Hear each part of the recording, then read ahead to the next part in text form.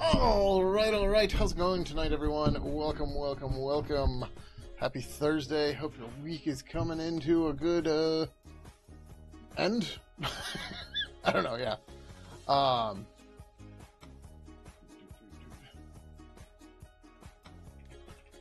So yeah. Anyways, we got a bunch of stuff to do tonight. A bunch of reviews came through. We got a bunch of comments to fix and a bunch of stuff to merge.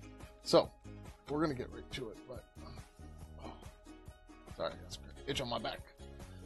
How's it going, Icarus Mad? Welcome. Hacky Hacks, hello. Reconaro, how are you? Also, those of you that don't know, I am now also starting to stream on Patreon as well. Hasn't done a lot there yet, but that's fine. But the latency of Patreon is unbelievable.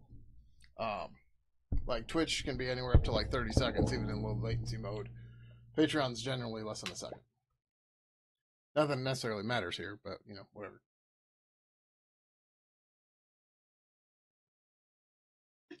But yeah. So, all right. What happened to the music? Pretzel is being broke. There it goes. Okay. All right. So, let's see.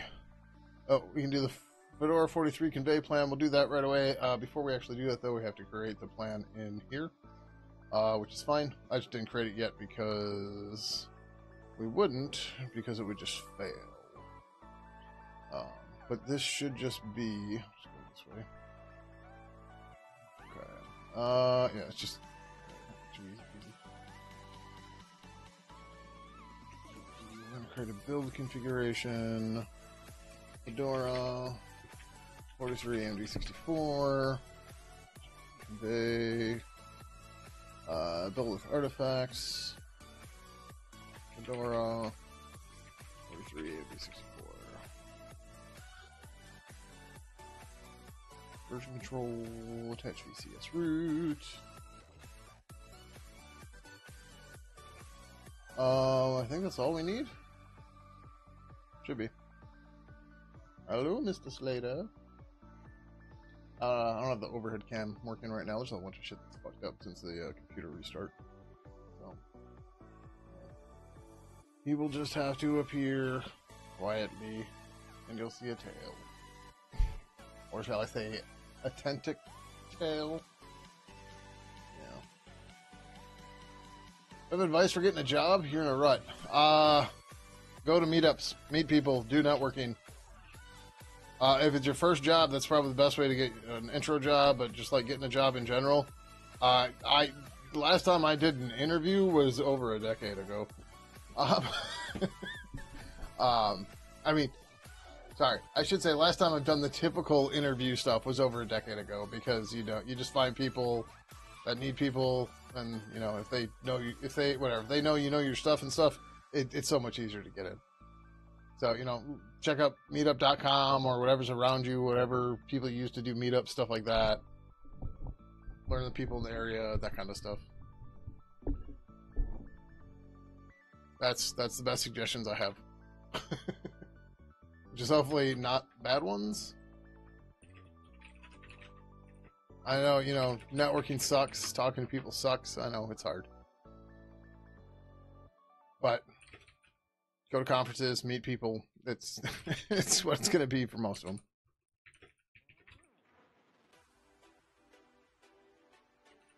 And mine's are 4263. This might not run here well, but it's fine. We're just going to commit it. I ran it the other day when I built it, so it should be fine.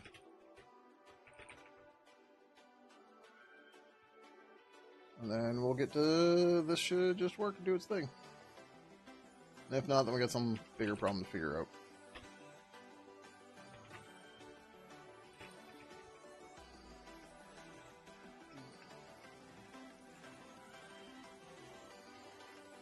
One pending, good.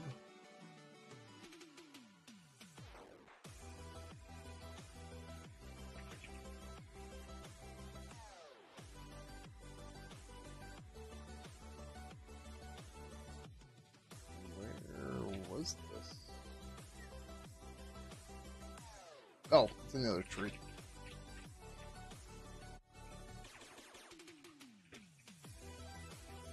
I have a separate one so that the normal build stuff doesn't get mixed up with the container stuff. It's easier to manage.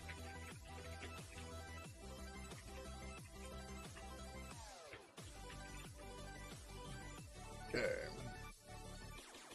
We're not necessarily going to wait for that one. Oh, we need to go back to that one.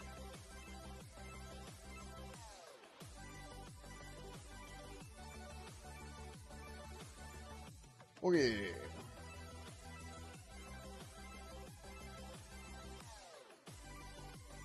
We can do this one. Oh, put a period after. I'm like, what? Oh. Okay, well, whatever. That was verb, right? Oh, seagull. Trying to get a seagull release out here soon. Seagull Queen. How's it going, Stonkfish? Welcome, welcome. How are you?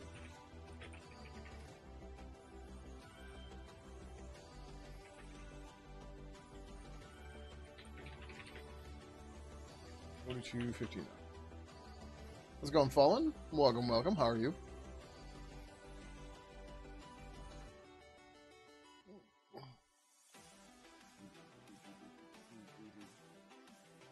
G-Bound, welcome, welcome. How are you?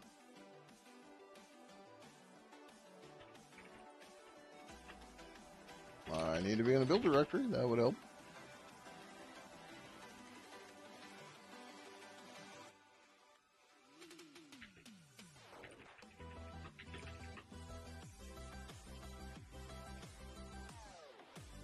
Oh. Fuck. I was waiting on that. Well, it worked without it, but now I probably have a merge conflict with 4256. So, yeah. Is this Burb? Oh, it's the GTK stuff I need to get back to and finish at some point. Not Burb. I need Seagull! Seagull's on 7. There we go. Oh, wow. We actually got 3 people to redeem the first, second, and thirds, and it wasn't the same person.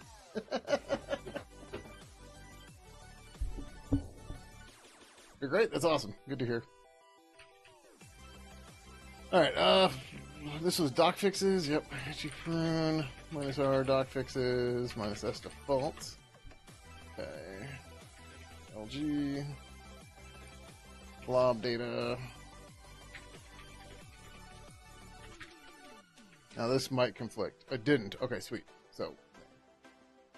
Yeah, I'm doing alright. I needed a break badly. If that wasn't obvious. I also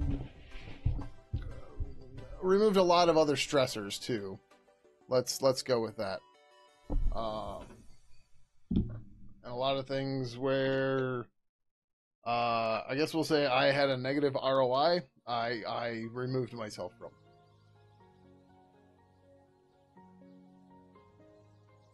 So I'm sorry, I'm not doing a whole big upgrade either.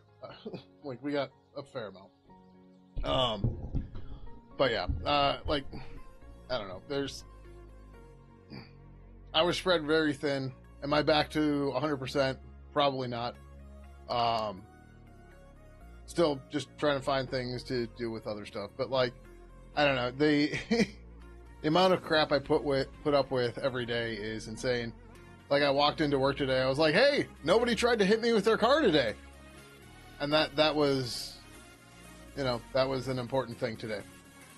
Because the past 2 days I've gone into the office, I've almost gotten in multiple accidents each day.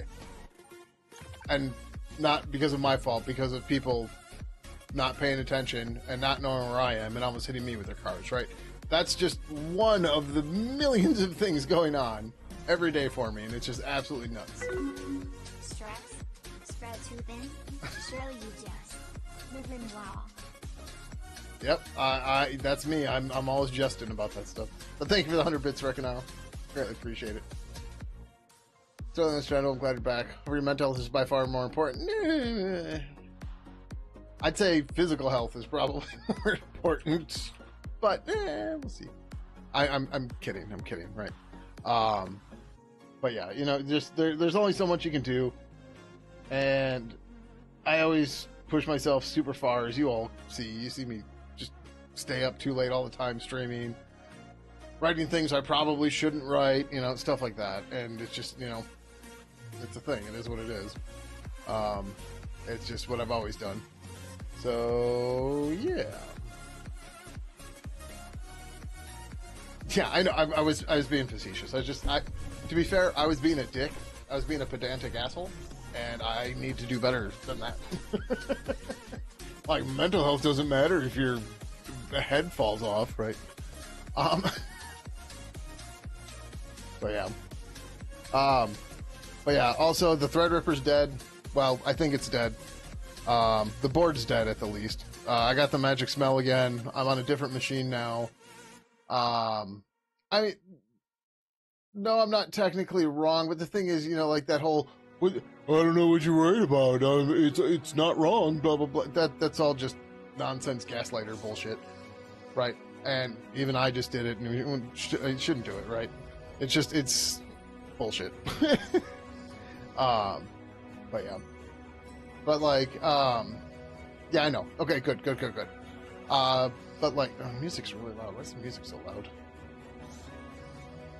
Yeah, music is super loud. Jesus. Okay, let's bring that down to like here. Okay, well, actually, that's more quieter for you guys. But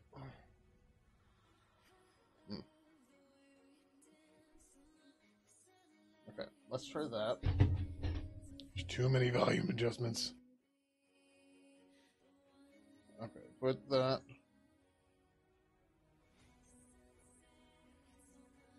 Sure, 9% there should be okay. Yeah, okay, there we go. Also, like, registrations in our SSO, you know, hub.iamfreedom.org, those are disabled, and they're going to remain disabled. I may turn them back on if people reach out to me to get it turned on temporarily, but otherwise, the other way I can control the spam and stuff there is to turn it off. So it'll definitely be off while I'm streaming, because that's been an attack vector for people. And yeah. So it just needs to go. Okay, so we're gonna add a comment there, and probably everywhere simpler. Okay, yeah, that's what I was leaning towards too. Cool. But yeah, so you know, there was so much shit going on over the past month. Just Pigeon, personal life, work life, everything. It was just a matter of I gotta get out of here. And like, I still did some Pigeon work and stuff, but you know, it was, you know, you got to make changes, and if you don't, you just burn out completely, which sucks. So, all right, anyways, where are we here? Oh, I'm in the clean directory. I don't care about the clean directory right now. Clean checkout. No. Oh, we're probably not gonna do anything with that tonight. I should probably close that because it has my IP address in it and shit. Actually, why don't we do this? We're just gonna move 8 over to there. Now it's gone, and now it's not likely to show up. Cool. So I'm working on trying to get the character encoding stuff to work with Ibis, and it just doesn't for reasons I cannot comprehend yet. Like, it should work fine, but it doesn't. I'm just like,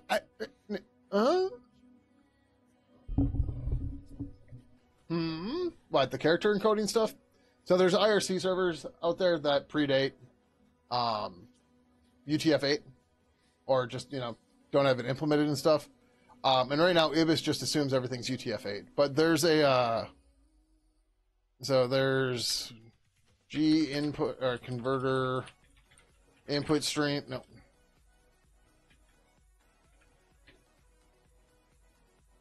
What the fuck is it called? Yeah, converter input stream. So there's an input stream where you can just give it a G converter and it's supposed to do the things for you, but it's not working for reasons I don't understand. So I've been connecting to RusNet, RUSNET, because based on the ports that you use there and everything, they'll give you a different character encoding when you connect. Net split. So I gotta figure out the stupid DNS issue too. Come on.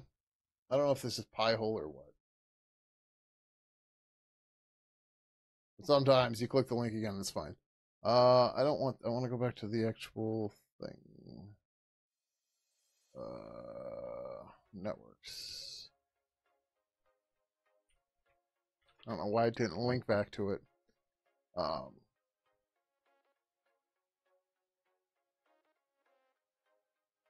Oh, it was right here, wasn't it?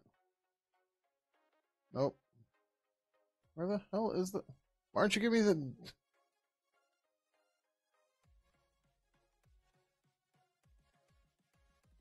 Alright, well anyways, they've got,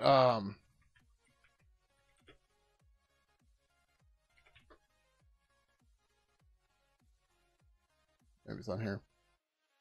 As you can tell, there's lots of Russian stuff here. Actually, yeah, let's translate. And depending on what port you connect to, it'll give you a different character set, right? So you can get like ISO 8859-5, CP1252, what is it, CP622, something like that. You can get all those, or you can get ASCII or whatever. And they have a UTF-8 one too. So the idea is you just connect to that on the port, and between the channel list and the message of the day, I can get something that's in a different character and coding. But the problem is I'm only the converter's failing. And it's always giving me the fallback character. And it's never doing the right thing. And I don't understand why, because like it shouldn't be failing like that. But that's another story. But yeah. More about the cars? Oh, the idiot drivers? It's just people that don't know how to fucking drive. Like yesterday, let's see if I can pull this up without getting too close here.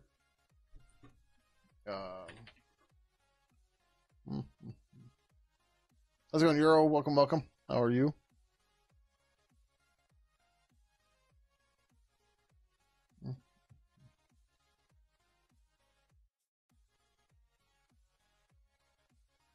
Okay.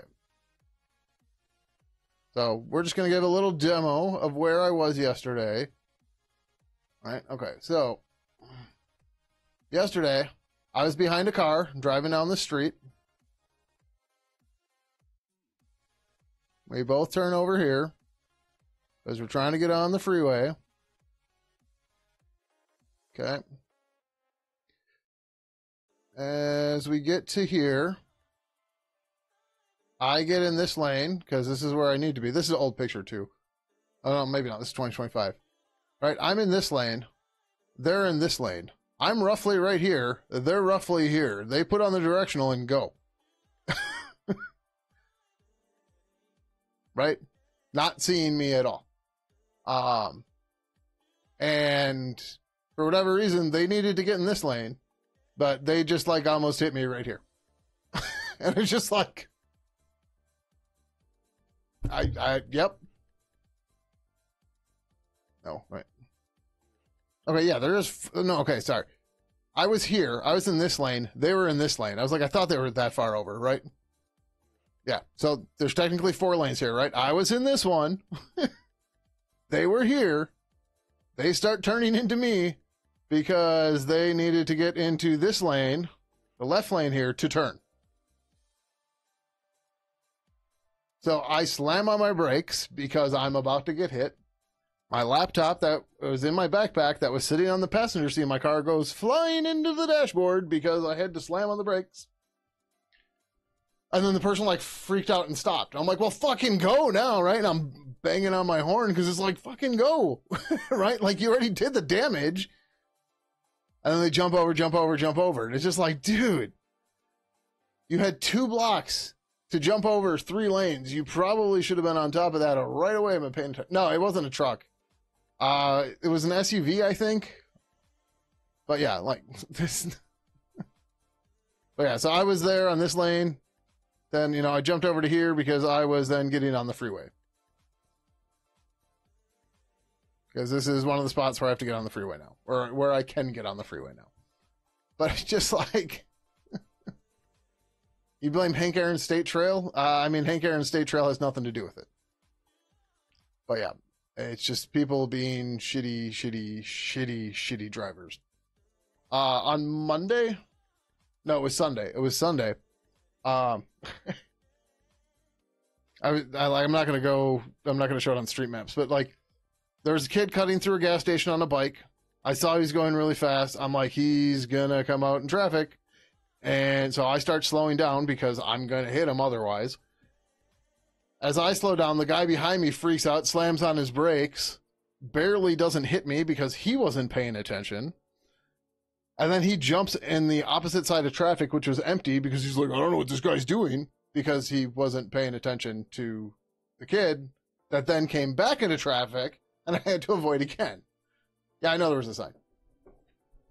Right? It's just, it's people being stupid and not paying attention to their surroundings.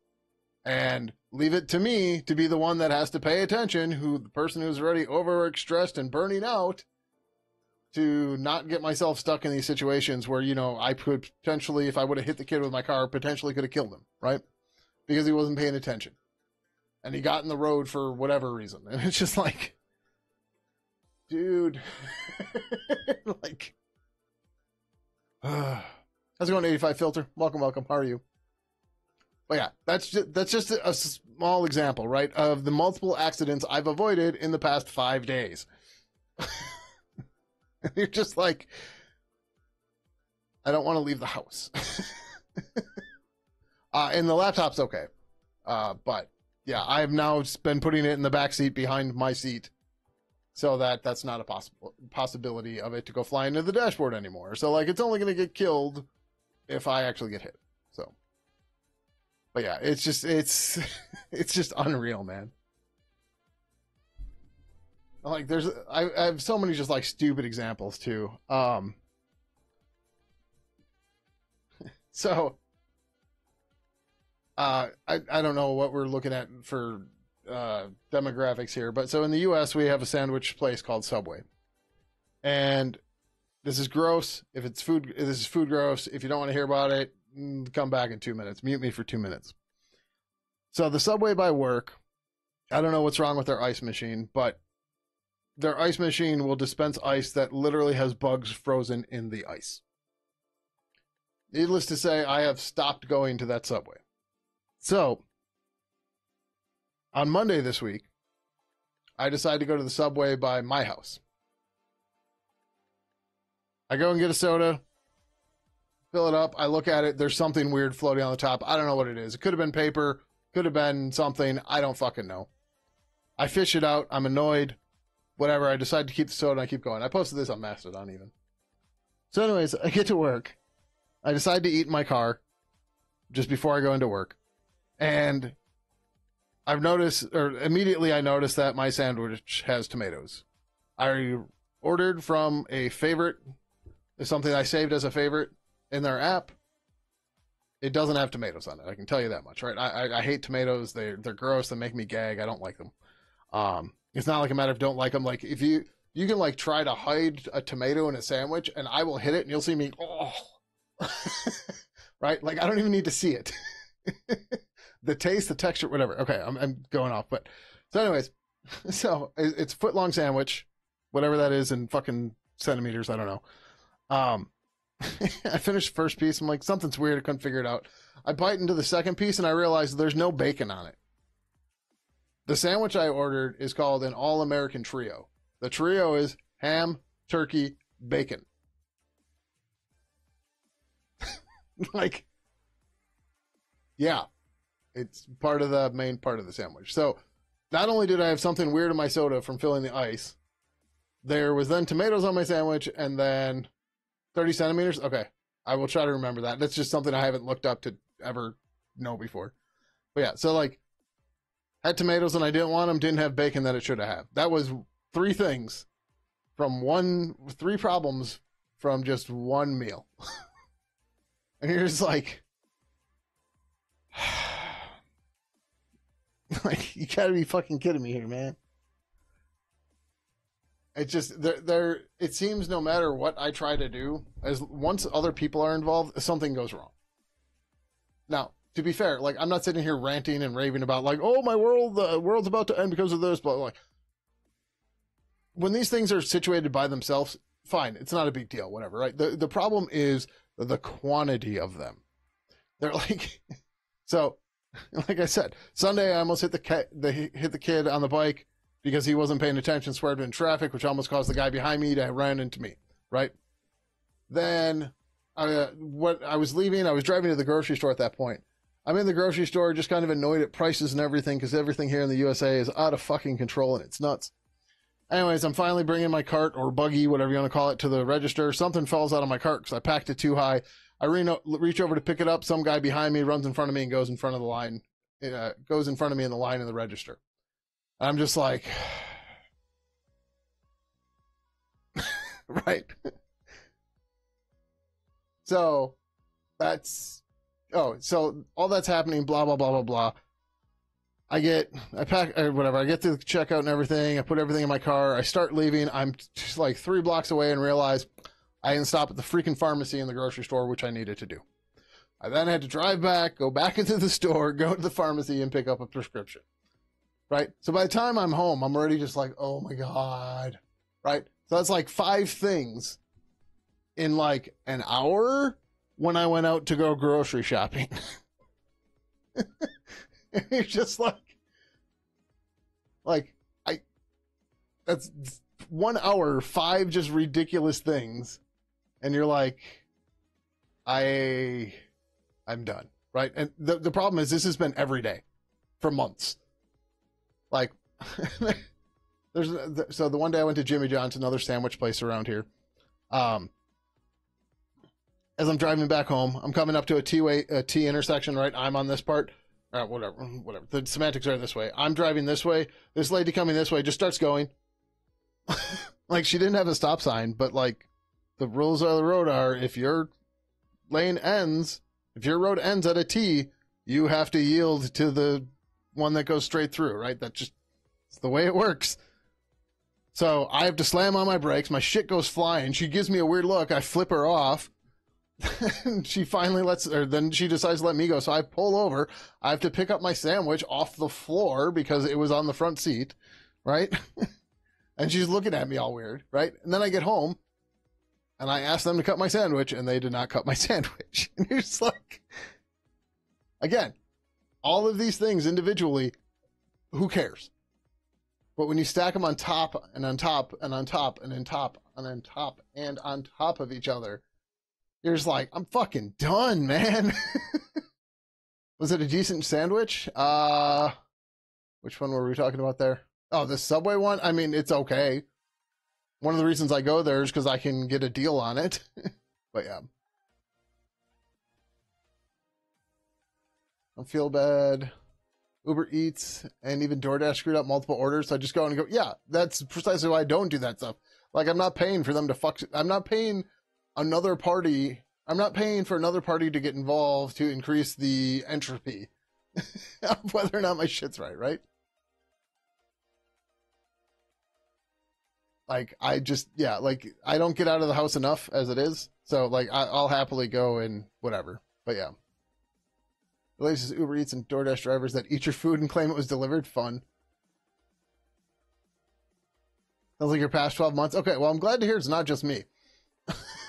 Oh, shit, we're in an ad now, too. So you all probably aren't hearing all these, but yeah. You just don't live in the sticks. We had a 1-hour power cut yesterday, and I had to use IPA, isopropyl alcohol, to fill a Zippo to light candles to light. Oh, God. And it dawned on you had like 1,000 torches in the cupboard. Oh, boy. And yeah, it took me a second to realize you meant isopropyl alcohol and not Indian Pale Ale.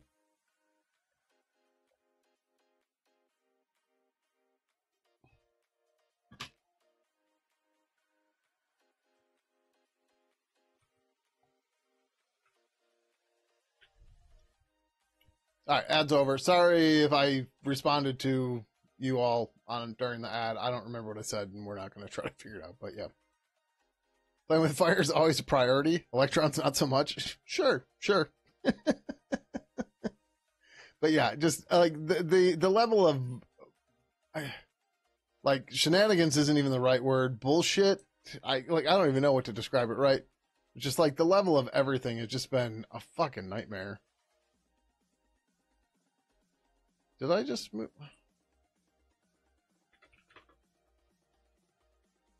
Oh, no, Sublime Text is hung and or crashing. That's what's going on.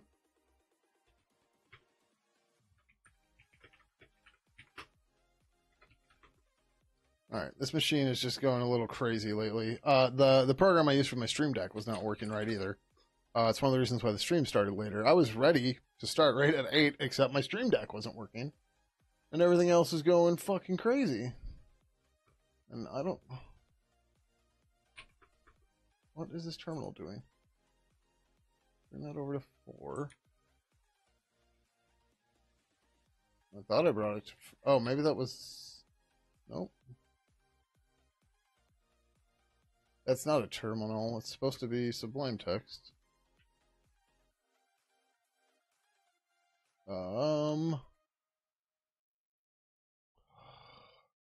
Disk issues, man. Seagull is supposed to be on 7. On the plus side, you now have a way of disposing of IPA that has absorbed too much H2O. Fire? Nice.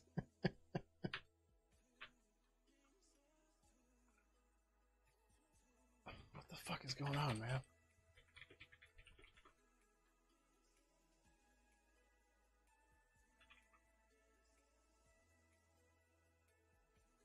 Like, Sublime Text is just, like, not loading.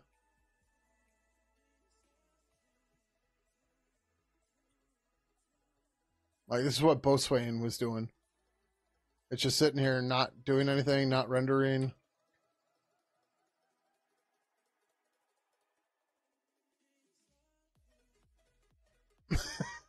Like, hello?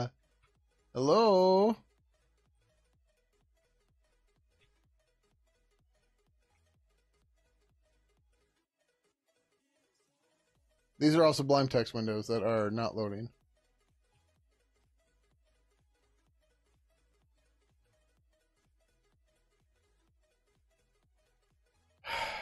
See? It's just...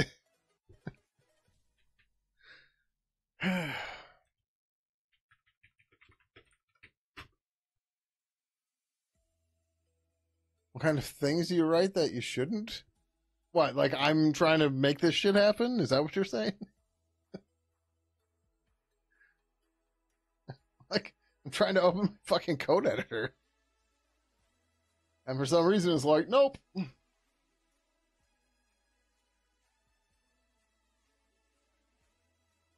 Like, if I gotta use Vim, I'll use Vim, but Jesus Christ.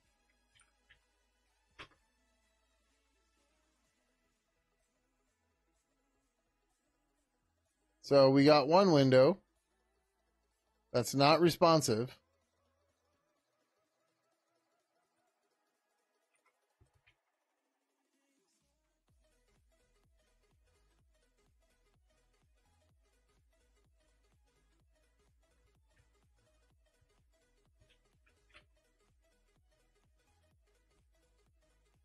Plenty of RAM. CPU's a little heavy.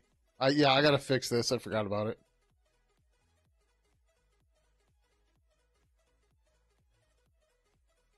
Like, everything here looks relatively fine. Did you piss off the computer gods or something? Apparently. Thank you for the 100 biddies, Reconaro.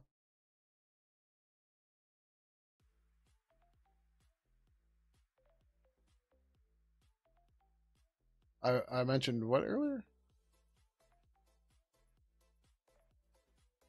Why am I using 1.5 gig of swap? Still not responsive. Like, it's not like there's an NMI or anything, right? Just it's fucking happy. You can see I had to replug in my Stream Deck.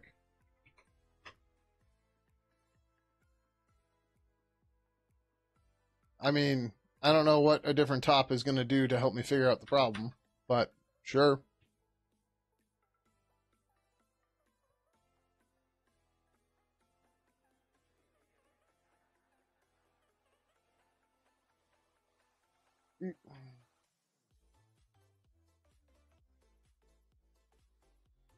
CPU 7 and 8 should be in bar 2.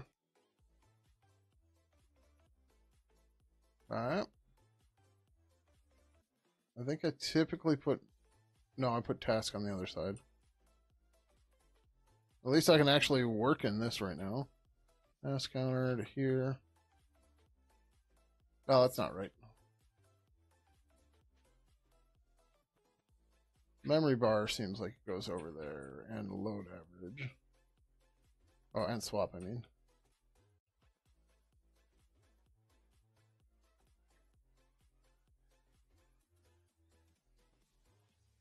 Okay, yeah, and then I think I put tasks under? Yeah.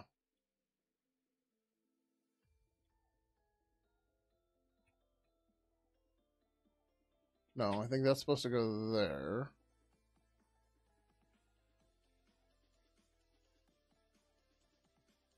No, actually, I think that's supposed to go here.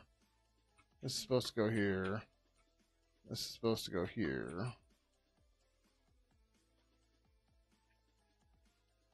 That's looking better. And then uptime. Oh. Something like this.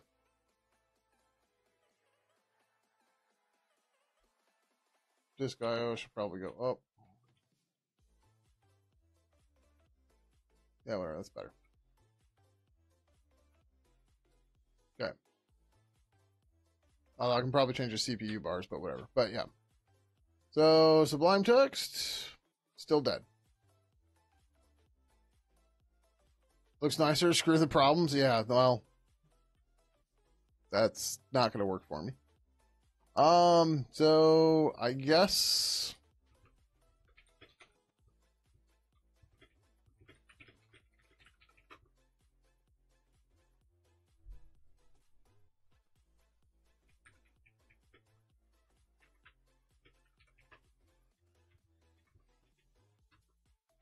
Aha.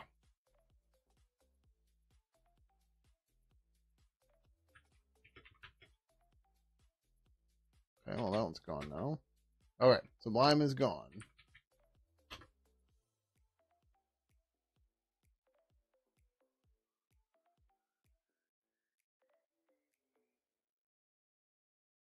And same bullshit. Alright.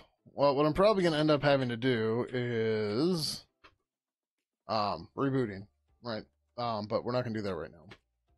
So, we're going to do this old school way. Yay. You work for a small e-commerce company and you're temporarily impacted by some provider issues over the last couple of weeks, and now every minor thing is a fire. Yeah, happens. All right.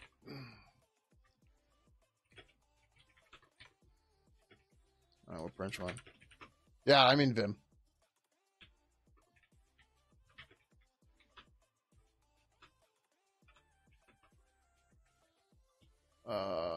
Is equal to 3 blob. Or it's bind blob.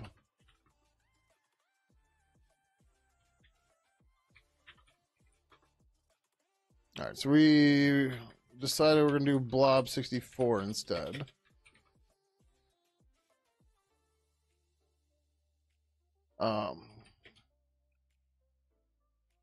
If we did this, can't use the gbytes unref as the destroy notify, because the data isn't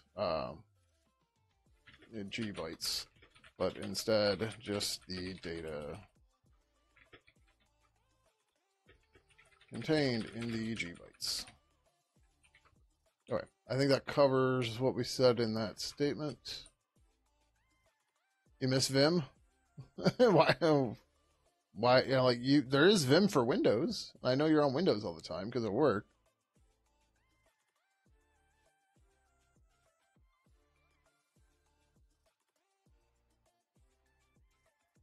Oh, but yeah. So, anyways, back to this thing, right? So, the idea here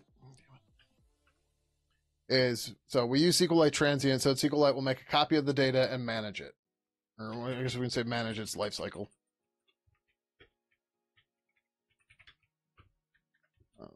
We can't use G bytes unref because it destroys destroy notify. The data isn't the G bytes, but instead just the data that contained in the G bytes, right? So we use SQLite transient to just let that deal with it. Usually stuck with Vi on Aches. Oh, gotcha. You missing other people use Vim? I mean, I'm just so much slower in Vim. All right, and then 468 was the other one, right? So this one, we're gonna bind to we're just gonna use blob 64 everywhere because it just makes sense. 468 ish. Oh no, that was this one. I think I used it twice though. No. Oh, it's the column. It's the column ones that are always a problem.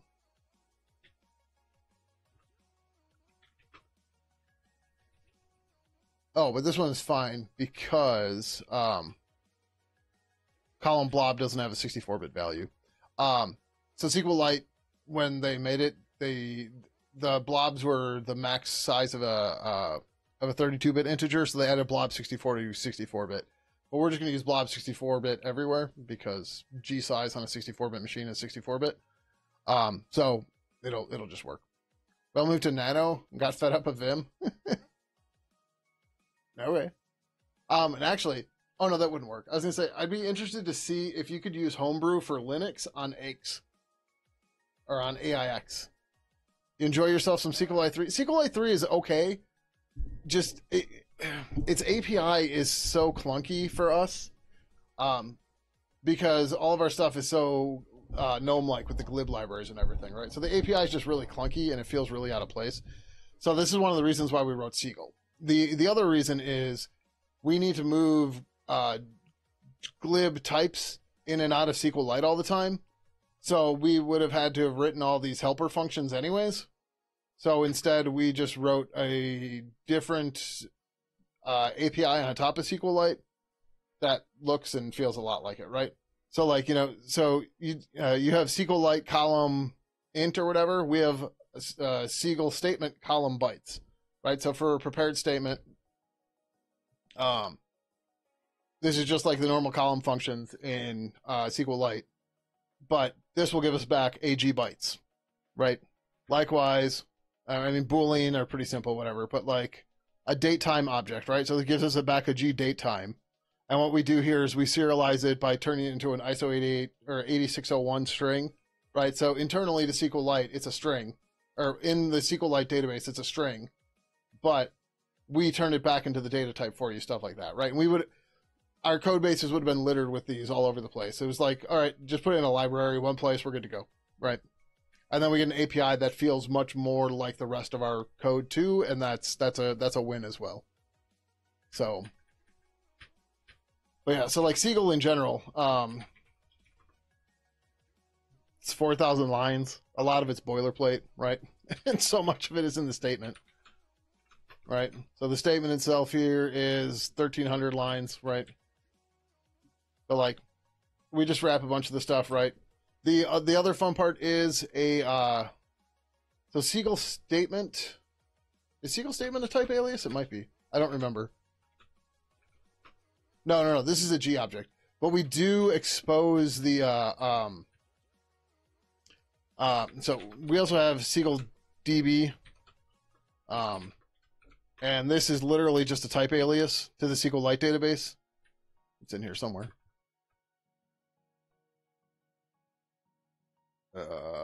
Somewhere. Okay. Where the hell is it? I know it's here. Oh, is it in Seagull? No, it shouldn't be .h.in. Where the hell is this? Oh, Seagull types. So the other thing we wanted to do with Seagull is we wanted to make it so that you don't actually necessarily have to link or include any SQLite API or anything yourself, right? So if we see that SQLite API is defined, then we do a type alias for SQLite 3, the database instance, to our type. This is the type we represent. If you didn't include the SQLite header file, then we just use a G pointer, which is a type def to void star.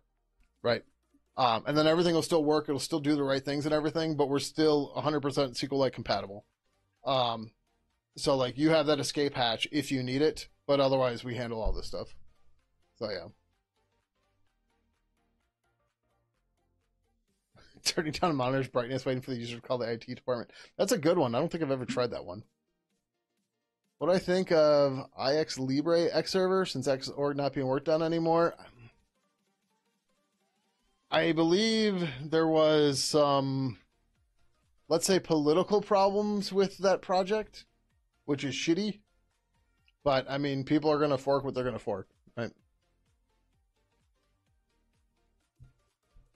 That like, there should be a lot more acceptance of projects being forked, than there is, right? Like even Pigeon, people tried to fork us all the time back in the day, and I mean, fine, but like the problem was people would fork us over stupid reasons, and not realize how much work actually goes into it, and trying to keep things maintained and stuff like that. And it's just like, yep, that's why we didn't want to add those features or other stuff like that. But if someone wants to go and make their own standalone fork, by all means. I mean, it's their free time. Let them do what the hell they want.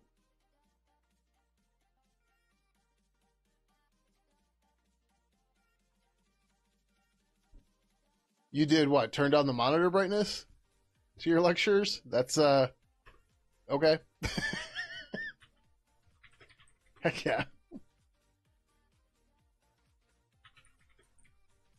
All right, so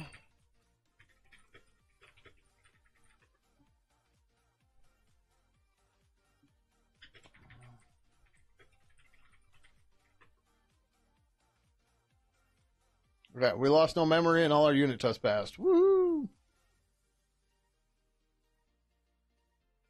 So, and yes, we have 41 unit tests against our statement object right now, which is good times.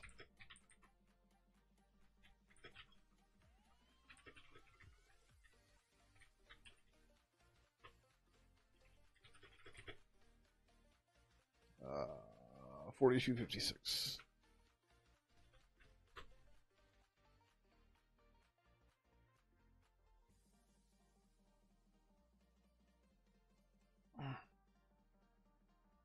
Oh, I suppose I could do that. So there's a couple things I'm going to do to try to figure out what's going on with this machine. And one of them was I was going to pull my container hard drive. I have a hard drive I threw in here way back when I was still running my Phenom 2 when I first started streaming. I threw in an SSD to handle my container images and stuff because my spinning hard drives were not keeping up, especially while streaming. And I'm thinking that drive might be part of my I/O issues. But I have extra SSDs, and I could literally just create a new Debian install and plop it on there and try it out. So I should do just that.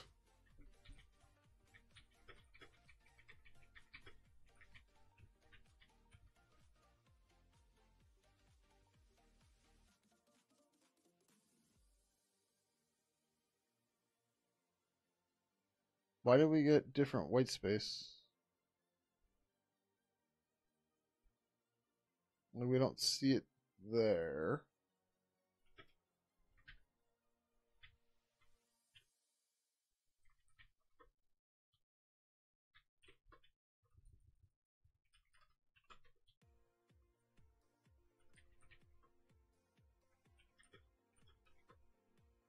Okay.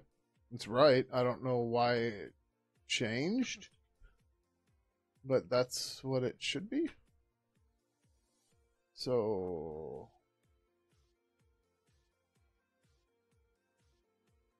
all right, whatever. Installing Debian's too hard. You don't know me. My first Debian install was Debian Potato. I implore you, go try to install Debian Potato. It's Debian 2.2.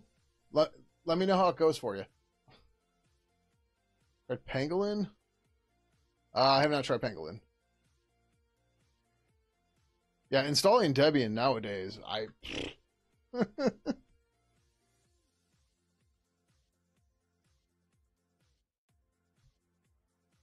Please go back to your iOS device.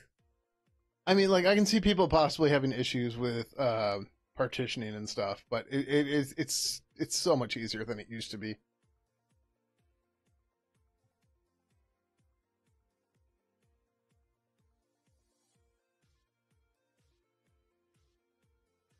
My issues with Potato way back in the day, where you had to choose what kernel drivers to load, and I was a Linux noob, so it didn't go well.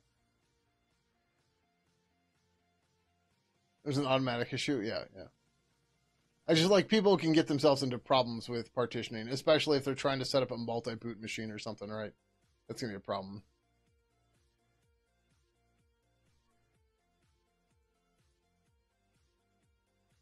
Remember those days? Yeah, they were not great. It's had issues with no video, no matter the distro, such as life. So, what was I listening to the other day? It was some Linux podcast. Might have been Linux User Space. I don't remember. Is it User Space? I can't think of the host names, but whatever. The names of the hosts. Um, but somebody was talking about multiple GPU support on Linux, and I was like, "What the fuck are you talking about?" I used to run a TNT2 Riva, and I think a Voodoo 3 on my Linux machines, and they were fine. And then I realized they meant the hybrid graphics, like the Intel slash NVIDIA graphics card things. That's what they were talking about. I was like, you just throw the cards in and it just fucking works. What are you talking about? A hydrate. I don't have much to go here.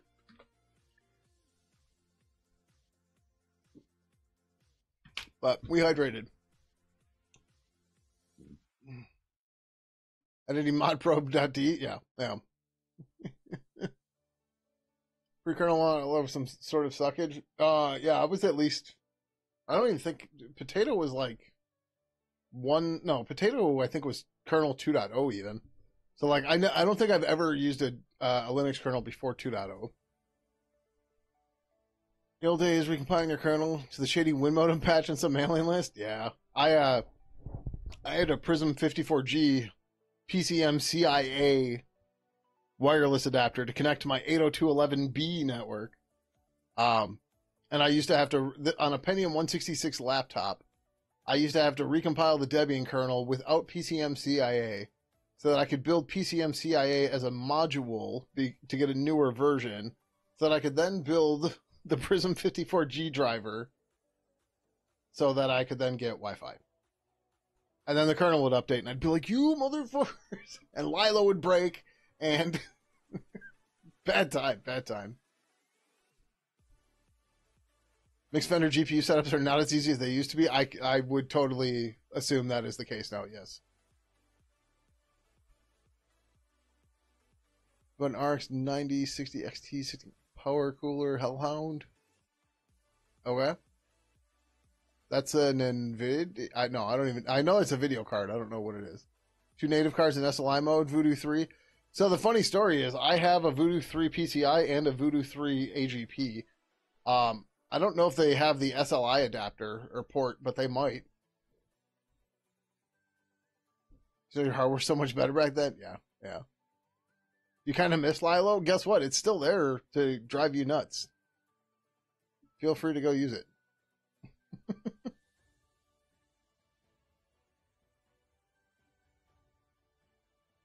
Trying to share an NVIDIA GPU between LXC containers isn't hard.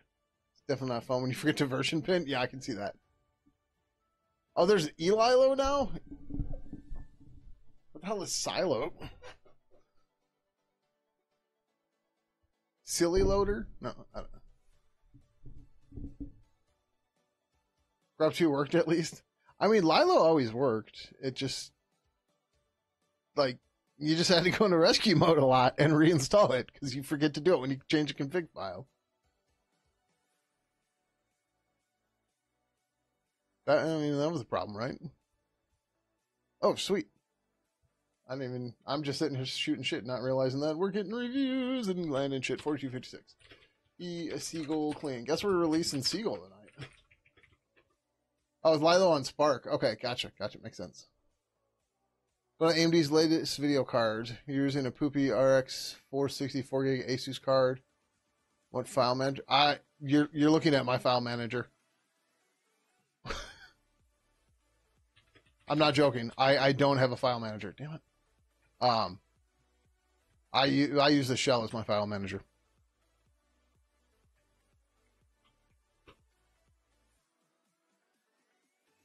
I'm like, I'll use the mouse for a web browser and shit, but like, I don't know. I don't see the benefit to a graphical file manager. It just gets in my way. Right? It's so much faster for me to type a file name and then tab complete through it than it is to fucking use my eyeballs to find a file. It's Kleinock 08, yeah. I just use the shell. It works fine for me. That's personal preference. You all use whatever you want. I'm not trying to get in some holy war about it.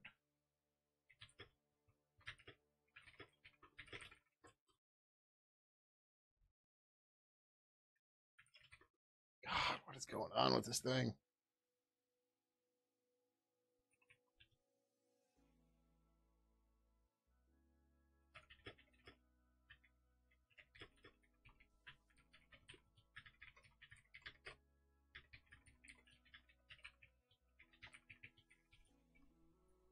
Nope, that's a typo. Preference GTK2 because it's way easier to make themes for. I don't know. I don't really give a shit about themes. Like if you like themes, cool. Just I'm between so many different machines all the time.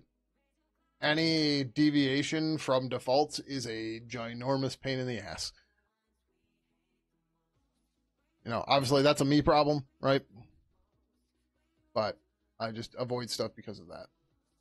Try using tab complete on Windows and you lost your mind from being so used to Linux behavior. Yeah. I'm going to tell people what IDE or editor you use, all of them, all the time. Yeah, right. That's also a very valid answer. We're just like, yep. There we go.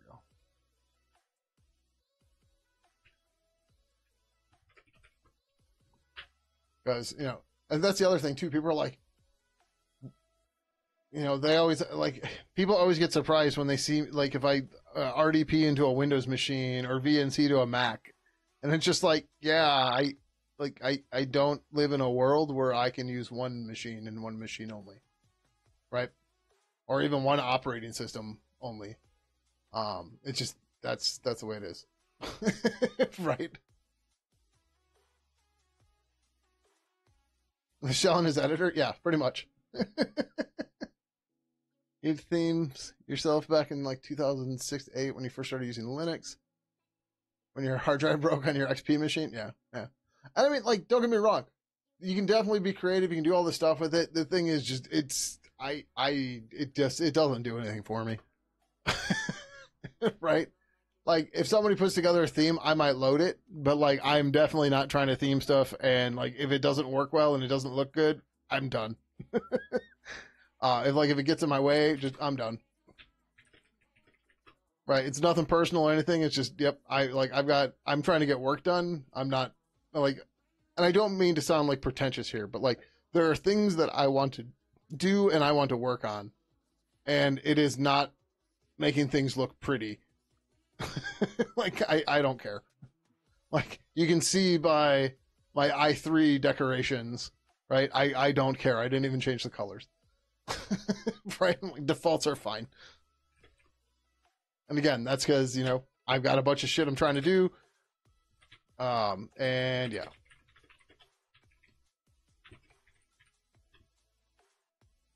I did a little tweaking on Rofi on my laptop, and I'm just like, dude, this is just dumb.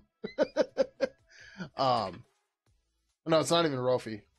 It's something that's Rofi-like, but I had to go in there and change something. Yeah, no, I had to go in the config file because with the 2x or with the 3:2 ratio on my Framework 13, the display was all wrong and it wasn't working right. So like I had to change the default. I'm like, well, I'm here. Let me, I started tinkering. All of a sudden it was like 3 hours later and I was like, oh, I could have gotten so much more shit done rather than changing colors on my launcher. No, it's not D menu because it's a Wayland. But it implements a D menu interface, yes. It was back in the day before rounded corners, sure. Like, I still don't understand why people seem to have such a big interest in gaps in i3 or i3 based window managers. Like, look at my i3 windows. Where the hell am I going to put gaps? What is this disk doing? What is this disk doing right now? It's 95% busy.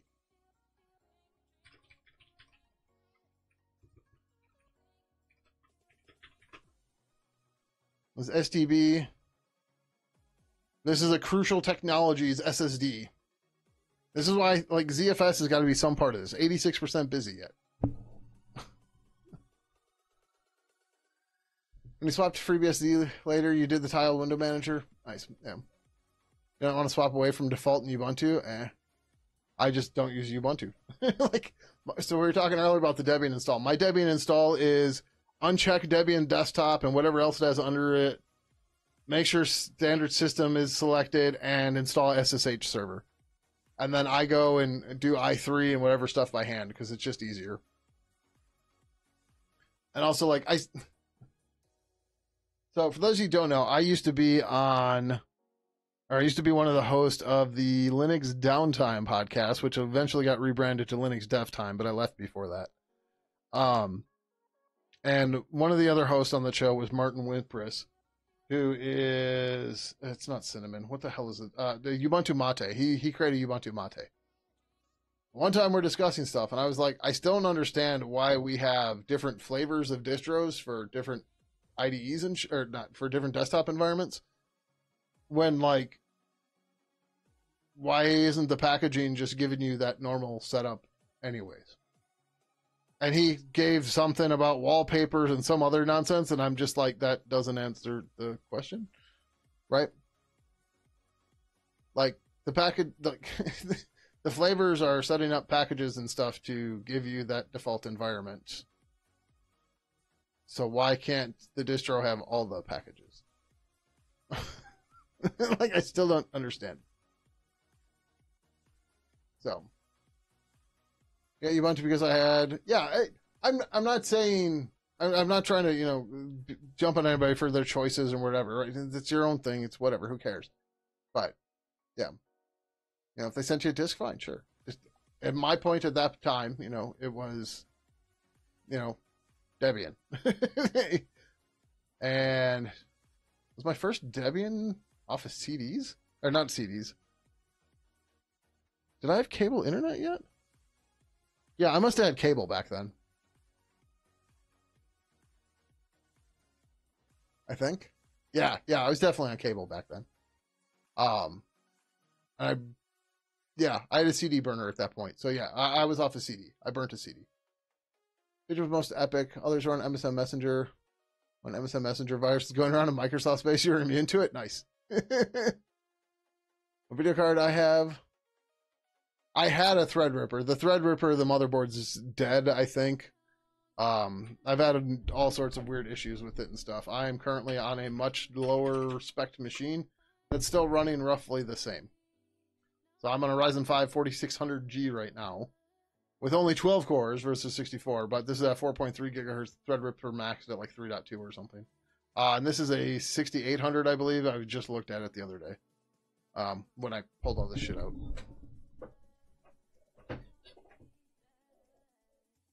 So there you go. And yes, that is 4 monitors with i3. Yeah, well, I mean, the chip is still fine, I think. I reckon Arl's going to take it off my hands and play with it and figure it out. Get a broken machine with no way to make install media yourself and use library machine to get the free install disk? Nice.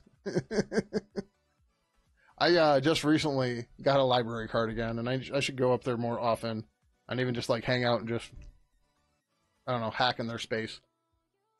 Hack on my own shit, not break into their network. You remember with the video card is that it's a display multiplexer, not a 3D gaming thing? Yeah. At least for me. I don't do any gaming at all anymore, so I don't care. All my gaming... Let's see here. All my gaming happens on this thing.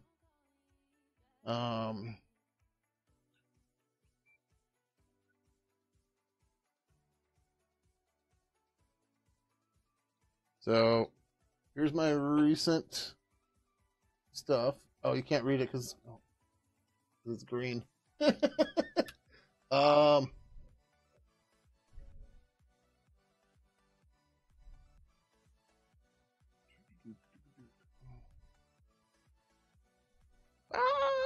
that's my chroma key.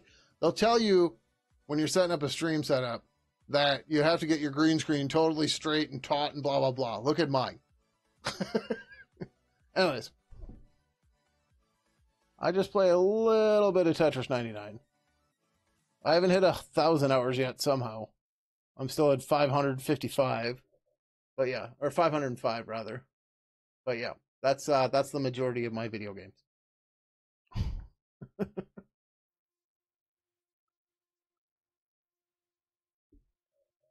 The GPU is for Jellyfin? I have a NAS for that.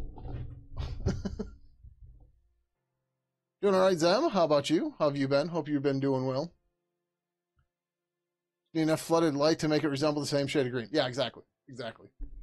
Just a little hot. You have more time in Tetris 99 than I have total on my Switch.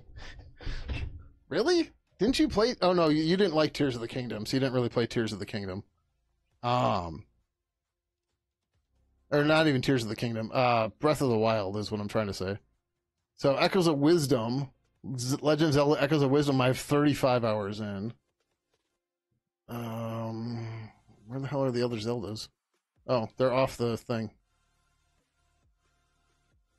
I should come back and finish Final Fantasy VII. Huh. But yeah, I have over 200 hours into both Tears of the Kingdom and Breath of the Wild. Less than 2 hours, you hated it.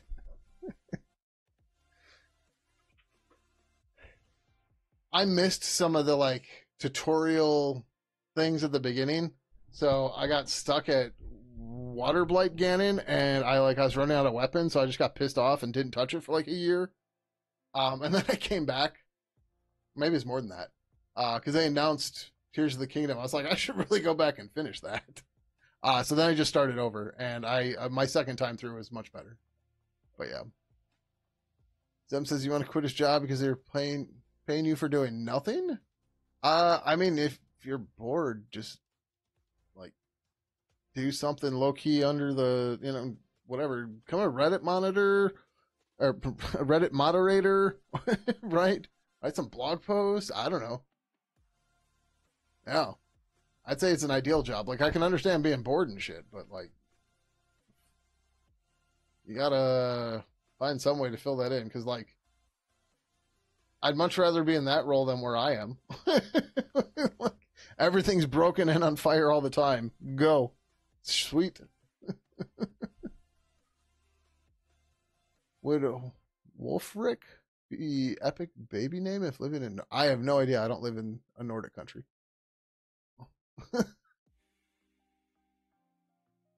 Relied on direct play for a while now, but you have a GPU for transcoding. And some clients couldn't play some formats, so just had to GPU. Yeah. By all means, no. I'm saying all of my media is on my NAS, and I have a video card in that for that particular reason as well, right? But I'm still on MB because I paid them before they went rogue, and MB has better support client-wise, which sucks, but it is the way it is. Maybe Jellyfin will get there one day. Who knows? All right. Anyways, we gotta get back to here. And then in Japan, they do silent firings, and they give you no task and do not talk. You just wait for you to quit the job. Nice. How do I get one of them jobs? Everything broke all the time. Everything broken in 15 ways all the time, and every time you fix one of them, 2 other things break. Rakanaro, did you see what I was describing? What I was working on today in Discord? They can say they have never fired anyone. Yeah. I know it's stupid semantic. It's funny, but yeah. Your position is SRE, but you're a contractor. You're team leader, team of 3, does everything by himself, delegating nothing. but does things he doesn't want to do. So basically automate 2 or 3 tasks per month. All right, well, like, I don't know, start just digging into the infrastructure and figure out what needs to be cleaned up, what needs to be fixed, and so on, right? Like, from my experience, I can tell you that guy's doing that stuff because he doesn't trust other people anymore. And that's not necessarily a you thing, it's because they've been burned before, right? And he doesn't want to, or I'm assuming gender, I shouldn't. They are, you know, they don't want to be called late in the middle of the night and stuff like that because somebody else broke something that they wouldn't have broken, right? That's the mindset. And, you know, the only way you're going to fix that, if you want to fix it even, is you got to take initiative and show them that things will work better if they actually give you tasks. So.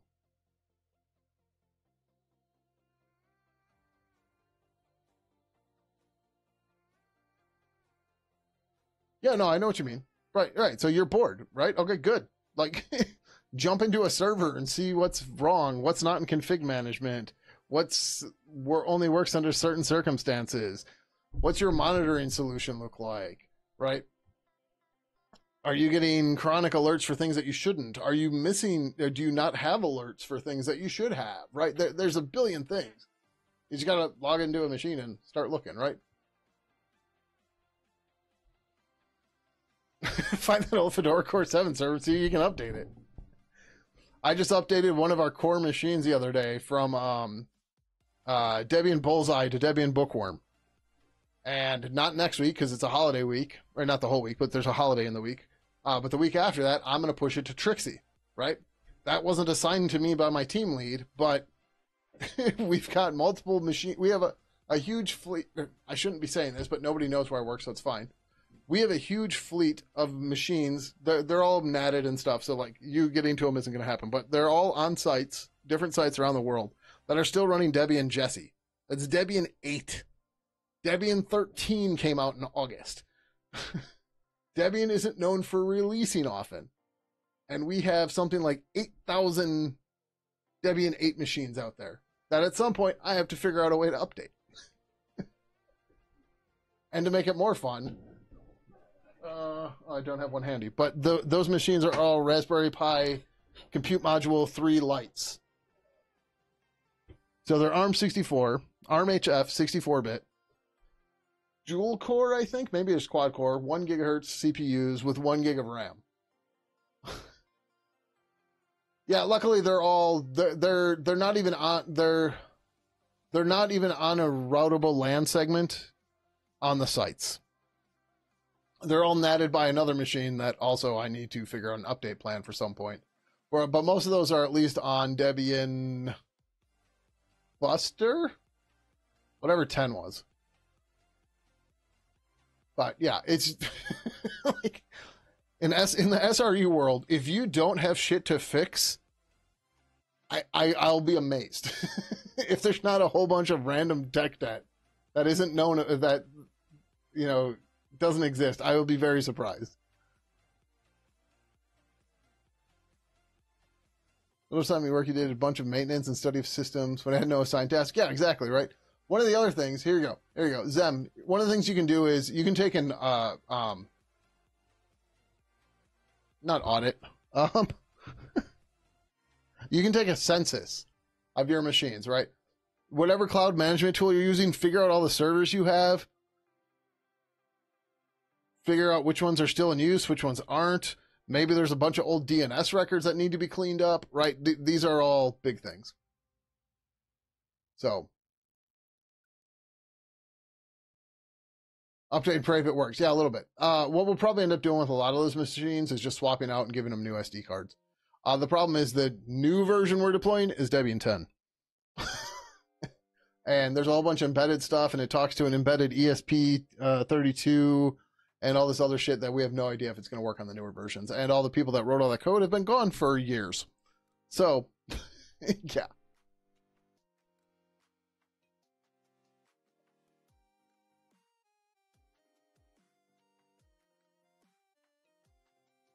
Yeah, so that was that don't know. Zem is involved with Fedora. How's it going, Sugar Free Streaming? Welcome. How are you? I did not mean to click on that. All right, we need to finish this changelog updates. Still use your Dev 10 machine for dev work, mainly in maintenance? Yeah. And like,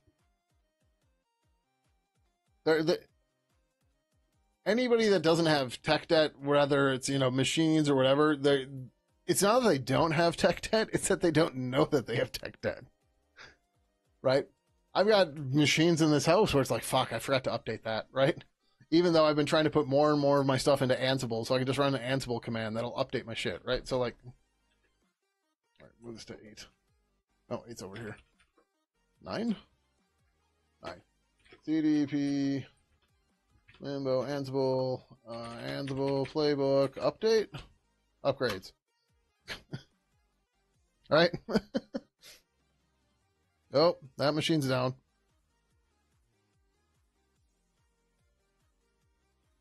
Oh yeah, list has been gone for a long time. That's not supposed to be here. Right, but well, now we're updating 2 machines. Right, and it's in Ansible. Although there should be a lot more than this, but yeah. But now it's going to update packages and all that shit for me and just go. 2 newer RPi stuff with plenty of RAM is either out of stock or... Yeah, I mean, the difference is this is a business, right? So we buy a lot of them at once. And like I said, we're using compute modules. So it's a very different world than the consumer side. Hope that doesn't break anything. All right, yeah. Change log. Nope, we need to go to the branch first. Wait, okay. Release prep.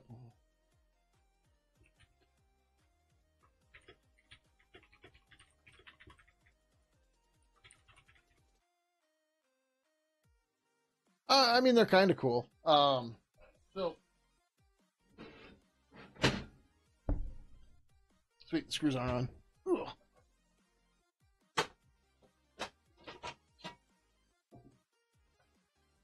I have to turn off the chroma key again. Otherwise, you're not gonna be able to see shit.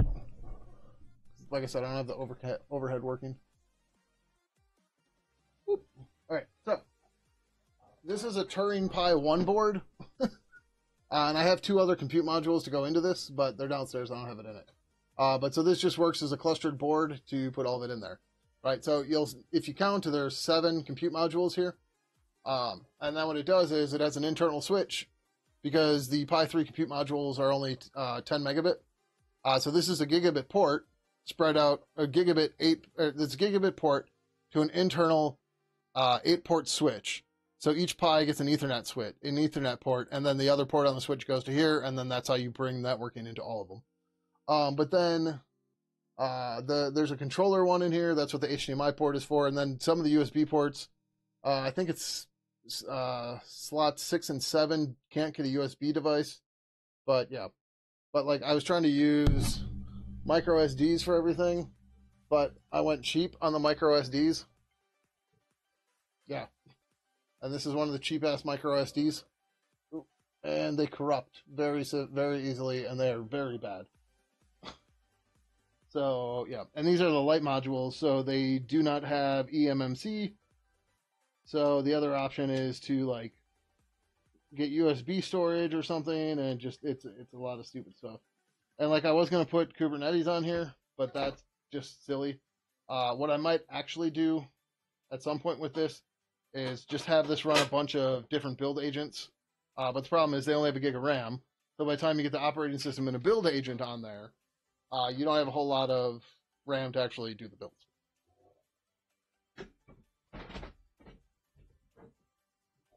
Power adapter fell. You learn the hard way to only buy good micro SD cards. Yeah. This is like 10 cards for $20. And I was like, well, it's only $20 to try it. Use RPi as your main machine for like a year due to lack of funds. Yeah, I mean, you do what you got to do, right? Back in the 90s, my first computers were all Frankenstein cobbled together from parts that I could get people that didn't, parts that people didn't want anymore. It's like my first machine I built was a Cyrix M2. Because like people would buy Cyrix because they were a cheap Intel clone, and then I think that's when Intel. No, the Celerons weren't quite out after that, but whatever. Right, somewhere around there and stuff. And that was what you did. So like people didn't want them anymore, so they gave me a board and a processor. Then I had to find RAM and a hard drive and a video card and all that shit. And yeah, but you know that's how it goes.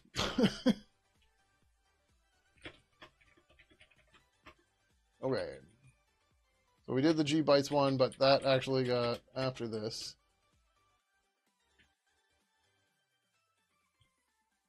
How did I mess up my? Oh, okay, whatever. No. Ugh. So we did G Bytes. That was Seagull 6. That was the last one before the release. And then we had fixed annotations for G errors.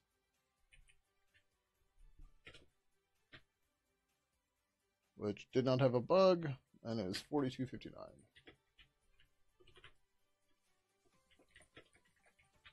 Now we can update the date because today is now the 21st UTC.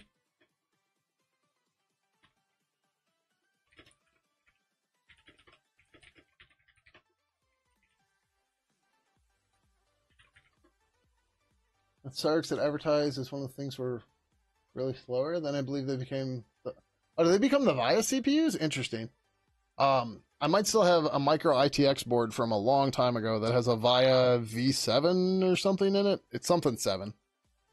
And I was going to use it as a multimedia PC on my TV, but the problem was the graphics card in it, which maybe it was just a graphics card that was a VIA. I don't remember. But there were no Linux drivers for the fucking video card, and I didn't know that when I bought it. So it just didn't do anything after that. Like you couldn't even use VESA on it. it was bad time. Like your 6x86, nice. Just didn't have enough RAM, yeah. A few mini ITX VIA boards back in the day. What was the most powerful thing? Yeah.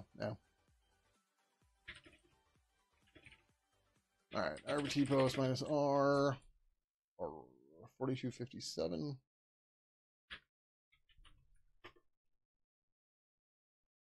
Yeah, sometimes I wish I could do more with hardware, but like I have so much hardware, it's stupid. Like my Proxmox cluster, so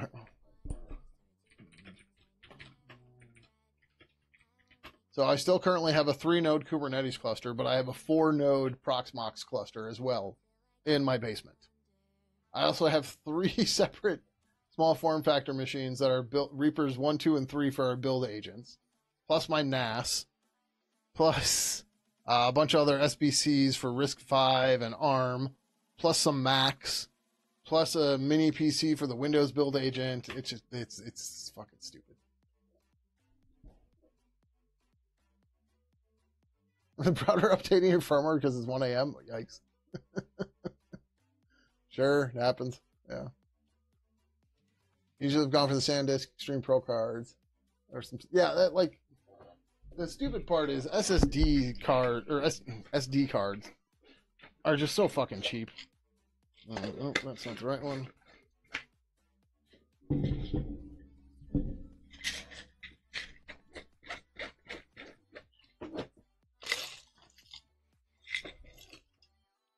Yeah, so like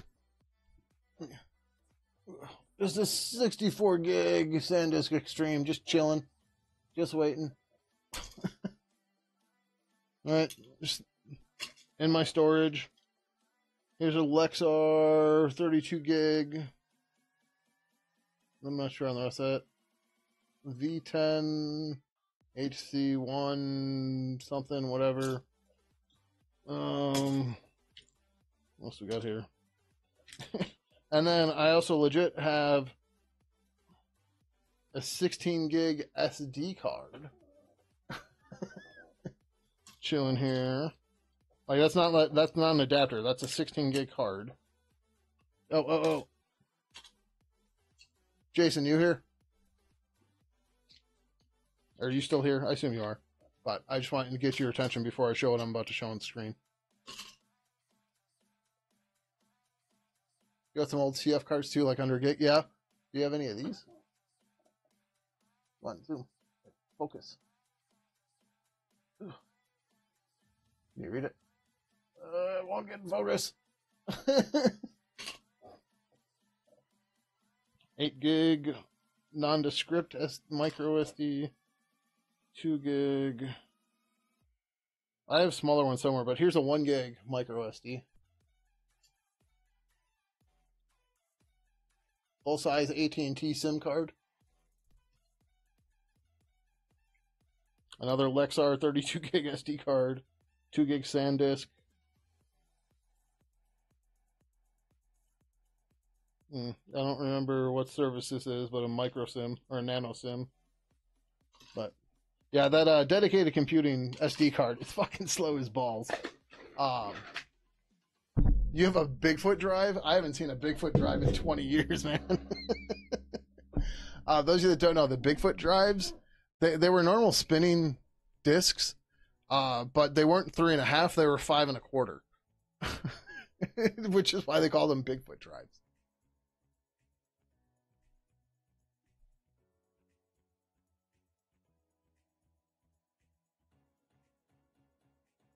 I've kept buying cheap market cards and 32 gigs for like 15, 20 euros before I met her. Oh no.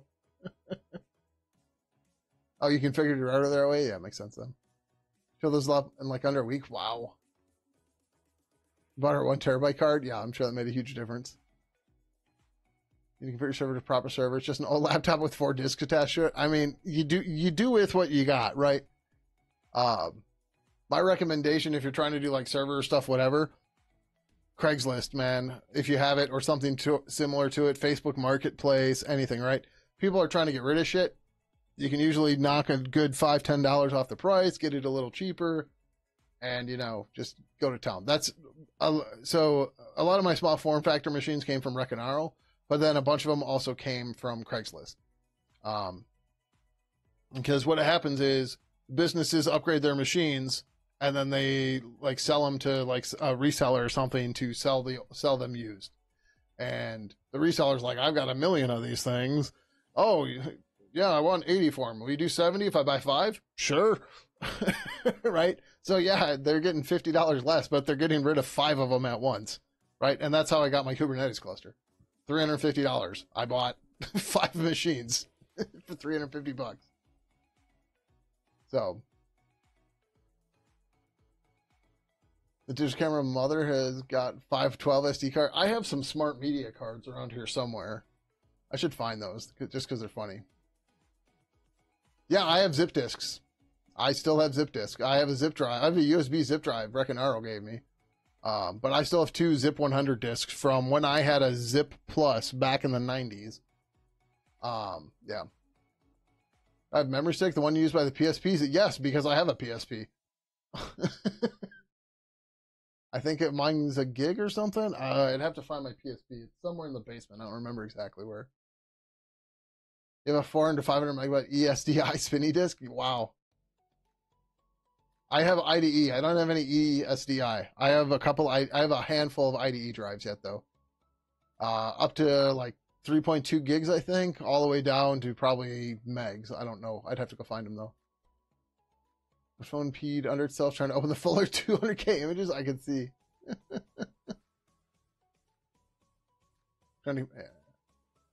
Yeah, like I said, because of my history of having to scavenge parts, I don't throw anything away. Nice Scuzzy JBot? No. Although I am probably going to need a disk shelf at some point because, well,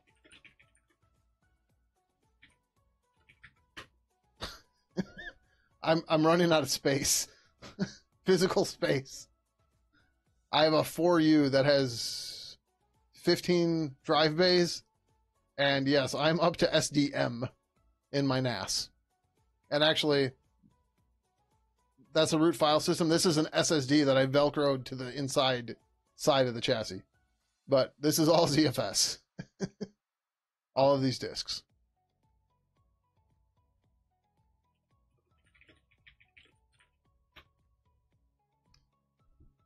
Yeah. So I'm going to need a disk shelf at some point. Oh, wait. You haven't, you didn't see the best part yet. Because you can't see it here. Where's the best way to see this?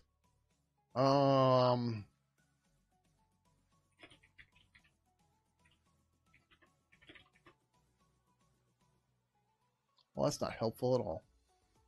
These are all SAS disks. The SDM, the OS drive, that's an SSD. These are all SAS. Everything else is SAS. You're up to SDZ? Yeah. So when I fucked up my ZFS and I had to fix it, I was up to SDT. And I was like, all right, I've seen these in offices and at work and shit. I have not had one of in my own house up to SDT. And you're just like, oh my God. Once bought a huge Lian Li case from a local computer sales company. They do not sell accessories. So there was no way to actually mount the hard drives. Oh, so funny story about that with this. I misplaced the drive sleds. I don't know where the fuck they are. But I have a 3D printer.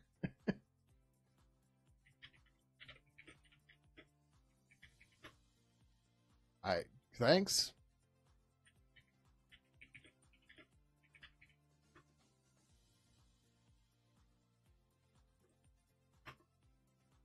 So, I think this is the right thing. Yeah. So this is my chassis that my NAS is in, right? So you put the drives in, blah, blah, blah. I lost these. I don't know where the fuck I put them. But, oh, hey, I have a 3D printer. And yeah, so I just popped out a bunch of these in 2 hours and I was done.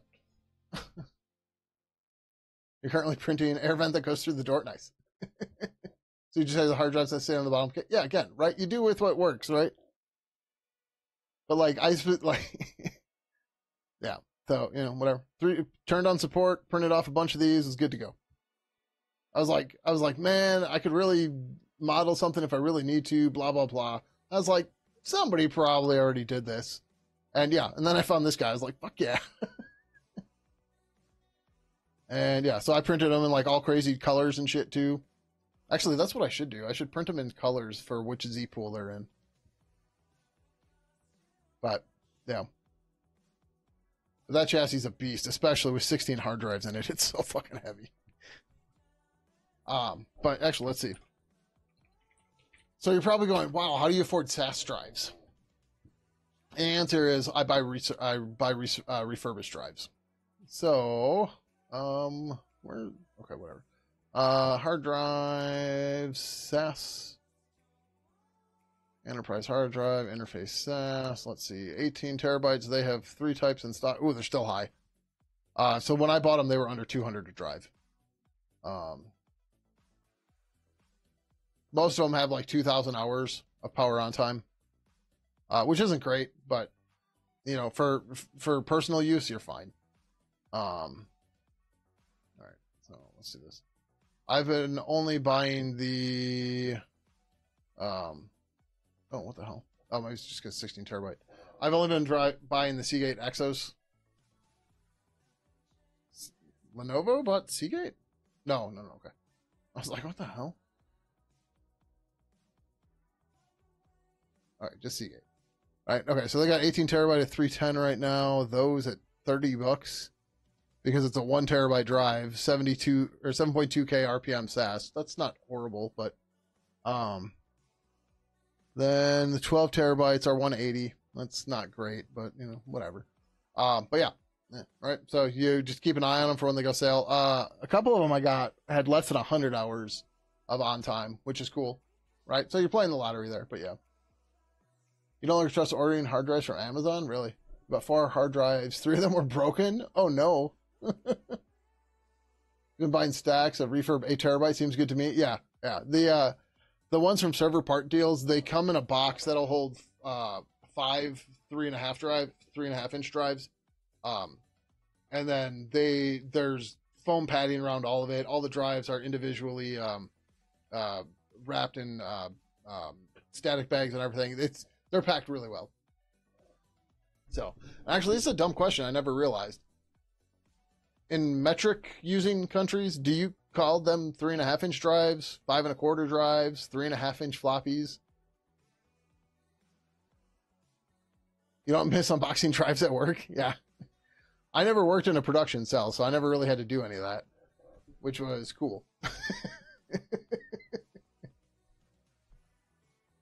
By inches? Okay. Like, weird thing. Like, I assumed as much, but I don't know.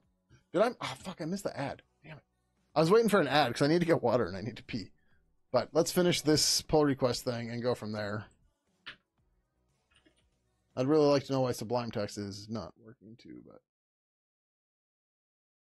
Why do I have 3 times RAID Z1 groups of 4? Because I have a lot of data to store.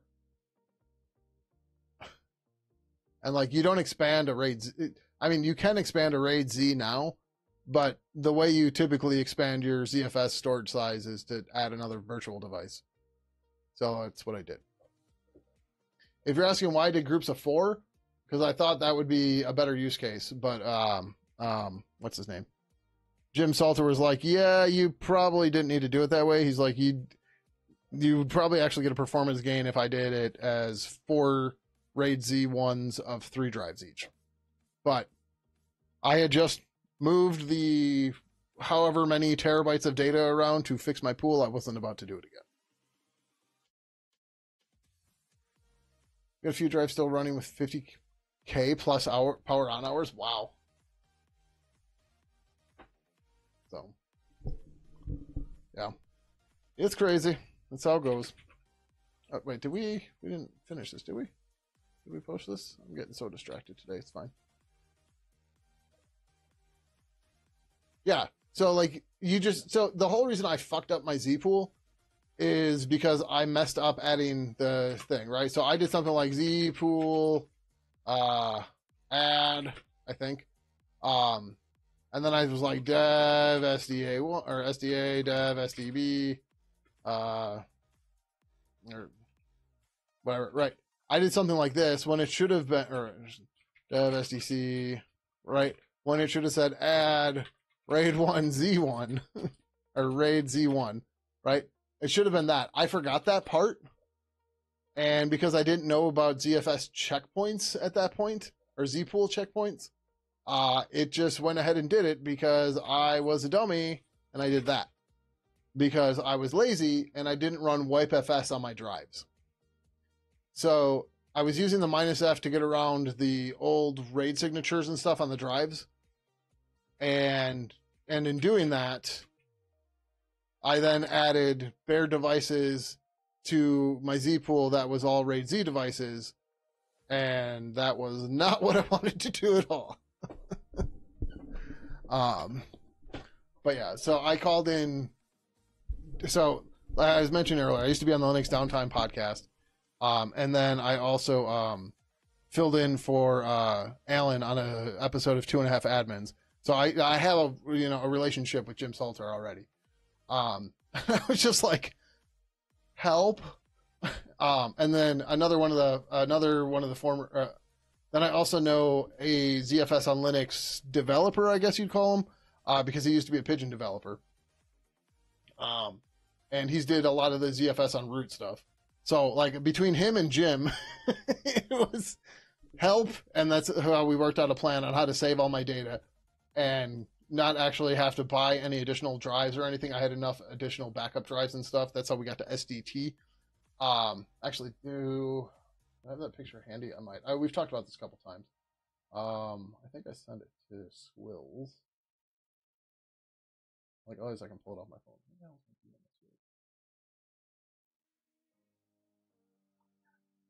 I guess we haven't talked. Not in DMs. There it is. Oh, he's playing Stray. I have the pictures elsewhere in there. Oh, maybe I didn't send him the full picture?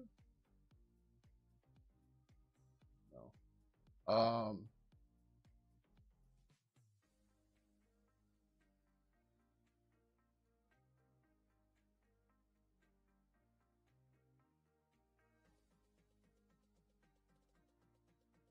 Oh yeah, these pictures aren't that interesting, except when you see that it's already transferred 60 terabytes.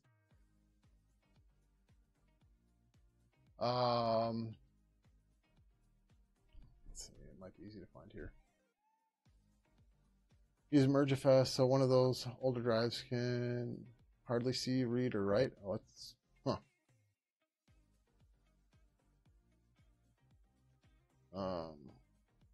Yeah, I don't know. I'm just a big fan of ZFS, mostly because of ZFS Send. ZFS Send is absolutely amazing. So like, my NAS here is actually backed up at Recanaro's house, which is multiple states away. My home directory on this machine is mirrored to my basement and my cousin's house, which is local, but far enough away to survive some level of redundancy. Right, and just like it's super simple to do that. And the fun part too is like, so my home directory here has keys that get into all sorts of things, right? So we're talking Pigeon servers, we're talking my PGP key, stuff like that, right? The NASs I'm replicating everything to, my zpool, my zpool on this machine is encrypted, and I'm doing raw ZFS sends to my basement and my cousins. So they don't have the password. All they have is a big block of encrypted data that I, and only I, know the password to. So if my machine goes down, I can just ZFS send or pull those drives, type in a password, and bloop, I got everything back. And that is absolutely amazing. Right? And since it's at a block level rather than a file system level, it is so much faster. Okay.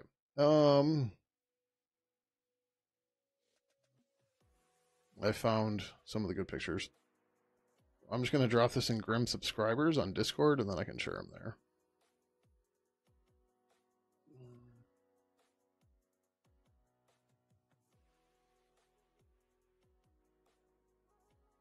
Oh, I didn't add a message. Okay, so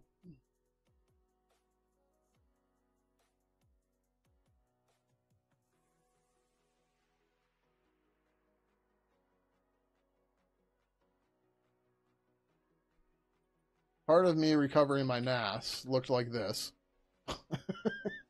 So that's the top of the chassis. That's the drive cages for the SAS drives. Then we've got 1, 2, 3, 4, 5 additional SATA drives here. Plus I had an NVE hanging off the front. That's the root file system drive right there. I had to pull in an additional power supply because the power supply I had couldn't cover the additional drives. A better look of the whole thing is right here.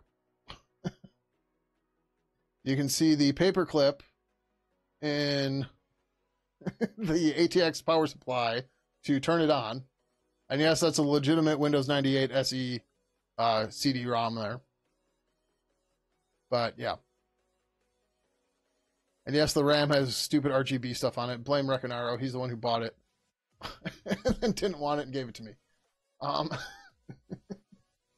yeah.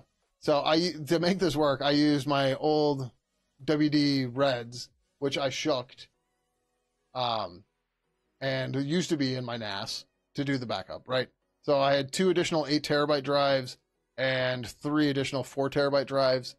And what ended up happening was I created sparse files to replace the new 18 terabyte SAS drives I added.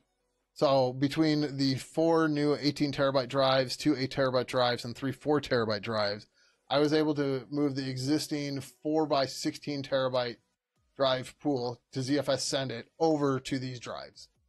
Now, these didn't have any redundancy or anything, but the plan was to do all that, then restore the pool to what it was before I fucked everything up, send everything back, then wipe all these drives, and then bring the 18 terabyte drives in as RAID Z1. So, yeah. It was a nerve-wracking week because it took a week to move, what was it, like 80 or 90 terabytes to these drives and then back to the other drives. But, yeah. But all that so I could fix the pool problem, which I think I have... I should have grabbed it, but in the cool, left me right here.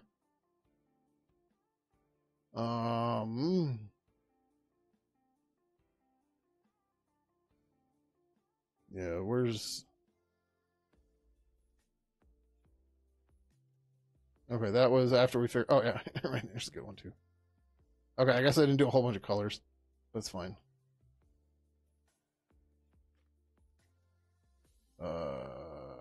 Where's Discord? Where's...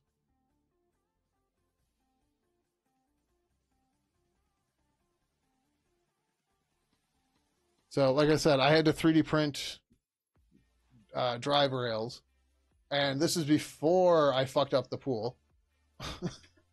So, yeah. So 4 drives in those in the yellow, and then on my other printer, 4 drives worth of them in green. You about to get Skyhawk drives back in the olden days when you still had some student loan monies? Nice. And for some reason, I have a picture of all the stupid RAM I have, which there's even more now. Do I have the picture of the Z pool fucked up? I don't think I do.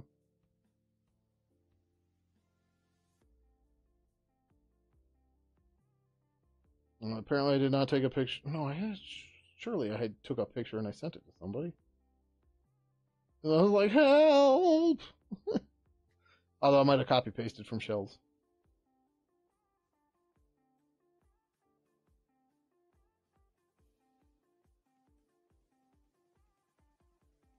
Yeah, I don't seem to have a picture of that anymore. But whatever. You get the idea. So. Yep, fun times.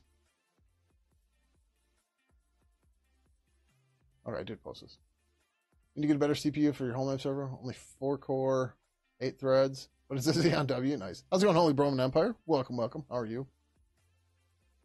Well, let's see. So, you saw my case nodes.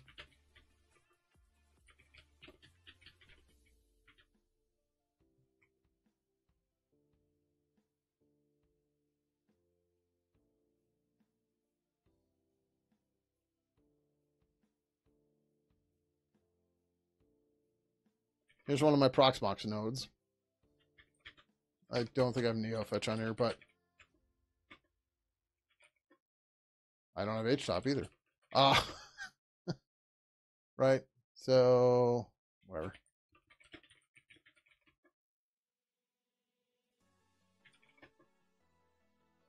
So, 4 cores, 32 gigs of memory. Drives are oh, it shows the name in there. Okay. Drives are SSD for root file for OS and an NVMe for a single drive Z pool. Right. So if you don't know, you can create a single drive. You can put ZFS just on a single drive. You don't get any redundancy or anything, but what you do get is the ability to snapshot and move shit around with ZFS send yet. So, like moving VMs between these, they all are in the same ZFS pool. Whatever, they all have the same ZFS storage, so it can ZFS send them directly, and it just, yeah, works well. Our Seagate drives over $100 cheaper. One picks 512 cache instead of 256. Weird. I don't know. I like 3 of those 1L pieces do a Proxmox cluster and next with that. I thought it. Is it L? I thought it was H. The half rack or a half of a U, right? Is it one? I thought it was 1H, but I'm realizing that sounds weird, and I guess L would make sense. But you ever put ZFS on a single drive again after rebooting too many times in succession, causing pool failure? Oh boy. Yeah, I don't know, works fine for me. So, but 1 liter PC. Okay, yeah, these are the half a rack unit, right? Huh.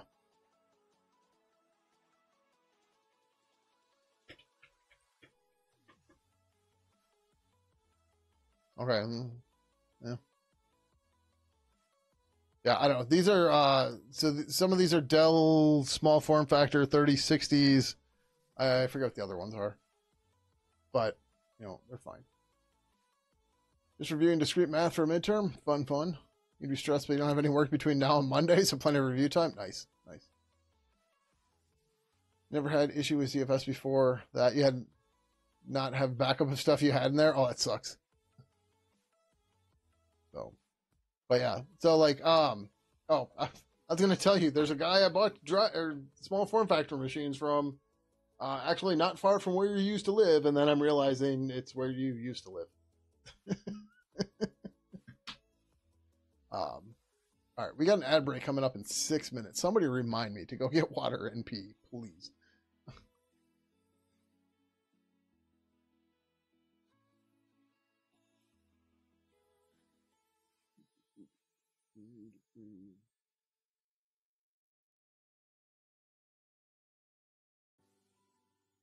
So, okay, yeah. So our changes here.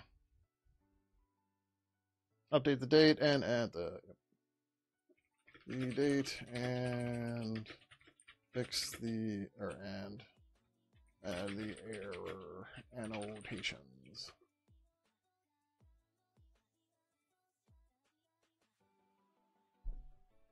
Okay.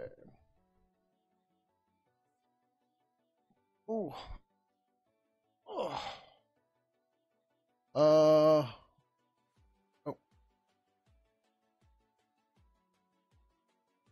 Oh no, that was just my ping. Like, is this? Did I do enough now? I don't know. But yeah, I saw the guy I was talking about. He's got a few more machines up now, but he wants like $120 for them, and I'm like, nah. They're i5s, and they come with a better video card now than the ones he added. Like, I'm curious to be like, hey, so if you pull those video cards out, because I'm not going to use them, and like, what would you look at price wise for that?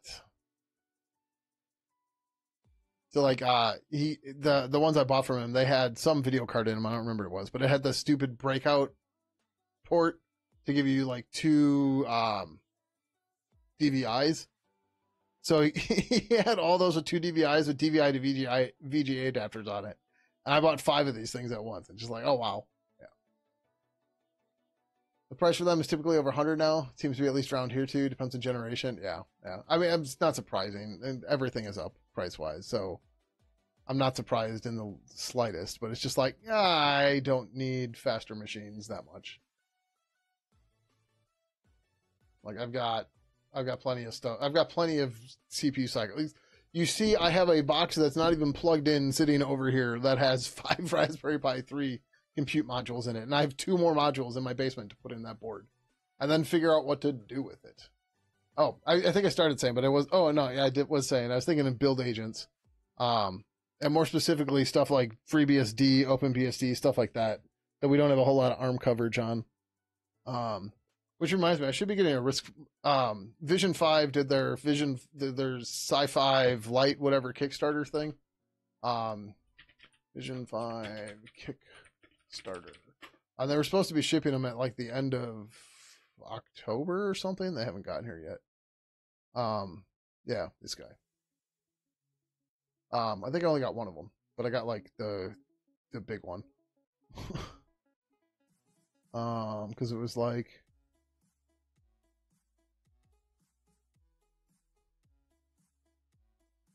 That's 2 gig, 2 gig. Was it 8 gigs? It might have just been 8 gigs. Yeah, it might have been this one. What's the difference? Yeah, I'm pretty sure I got the one with eMMC. So for $45, I'm just waiting for this thing to show up, right? Looks like a Raspberry Pi, but it's a RISC-V. And again, so what I'm going to end up doing, I haven't done it yet, because I do have a 21U, or is it 19U? I don't remember. Rack in my basement. They have these Raspberry Pi 1U rack mounts that you can get. There's a whole bunch of these. Just give me the fucking picture, man. They have 2U ones too, right? Give me a better picture. Right? So, you just plop them in and go. So I'm probably going to pick one of these up because I have a couple pies that could be moved into this too and stuff like that. So what pies used to be? Yeah, exactly.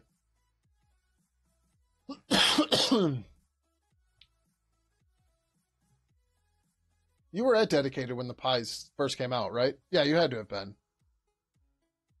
Yeah, because I was already actually finally on the software team at that point. Yeah, okay. I was like, you had to have been. There's no way you weren't. So, I know we were all hyped for him and stuff, and then I ended up giving my Raspberry Pi ones away to the Makerspace and or Betty Bryn. Because a friend of mine works at Betty Bryn or worked at Betty Bryn. Betty Bryn is a children's museum. They have a lot of interactive display stuff like that. So they would take the pies and use them to like drive buttons and turn on lights and shit and blah blah blah. So it was applied for a job with GT. Oh, the GT that made me leave, or that caused me to leave because he's dumb. That GT. Yes.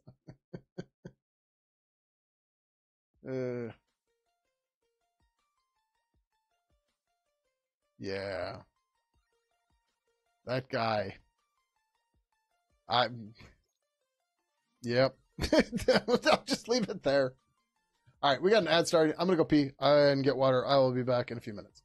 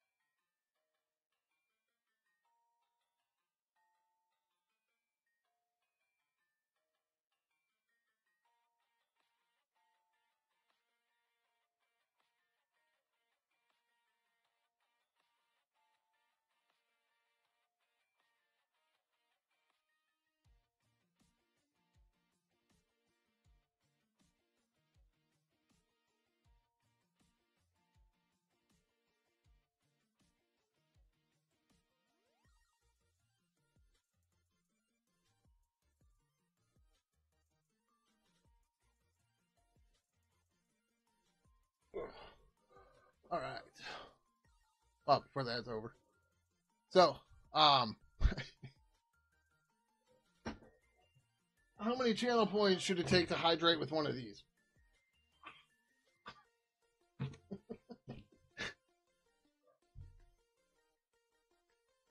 So, my water pickup is on Friday. So Thursday nights, I will put one of them by the door so that when I finish streaming, I will remember to put them outside. Usually I had like QB A7Z 16 gig model or something. RAM models are always unobtaining for anything in Dreamo. That sucks. Need some RAM so I can do full-time link optimization stuff I compile or proxy compile. Yeah. Like plus 12. Wow. No better risky stuff comes out one of these years. Yeah, I mean, they're getting there, right? So. Could be lethal. Wouldn't recommend or dare Twitch chat with it. Yeah, I wouldn't actually do it. There's no way I can put down 5 gallons. But yeah, it would be a meme. Like, it would be like 5-gallon bucket, and then it's just, it's then I like actually pick up a cup that says 5 gallons on it or something. Yeah, it's just burning point. That means 16 gigs and has enough. What does Reaper 10 have? Is that it? I think this is Reaper 10. Yeah. So this is a Sci-Fi or a Vision 5 2 board. I don't have HTOP installed here either. All right, so this only has 8 gigs of RAM too. But this was like $100. It's 4-core. You know, whatever. This is one of our build agents. Actually, when's the last time this has been updated?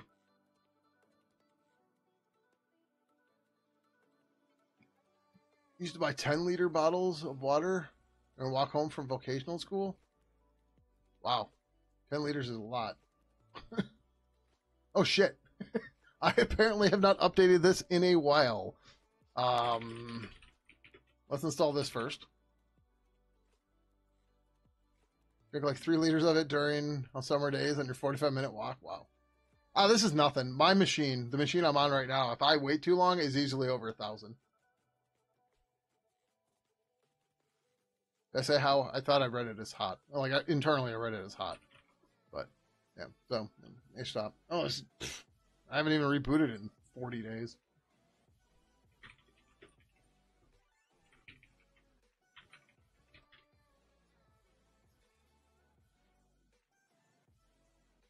Oh, I don't know if this got updated for 13.1. All right, nothing being removed. Upgrading 435, installing 4 new ones. Sure, whatever. Go.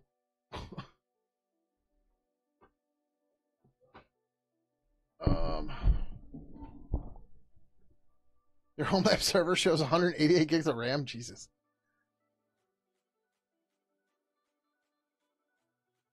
So all of my Proxmox machines, 3 of them have 32 gigs, 1 of them has 16. So that's 96, 102, 112 for my Proxmox cluster. My Kubernetes cluster has 3 nodes. 2 of them at least have 32 gigs. And the other one might only be 16. But, well, yeah, that's one server for you with 188, right? Do I have decommissioned systems from work? Yeah, yeah.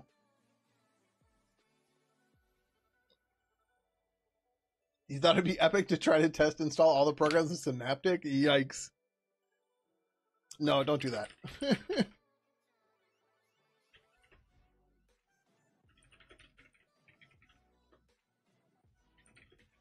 The last time I updated this guy. 100. This is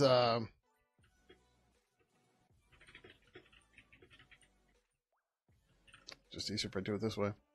Oh, that's right. NeoFetch is gone.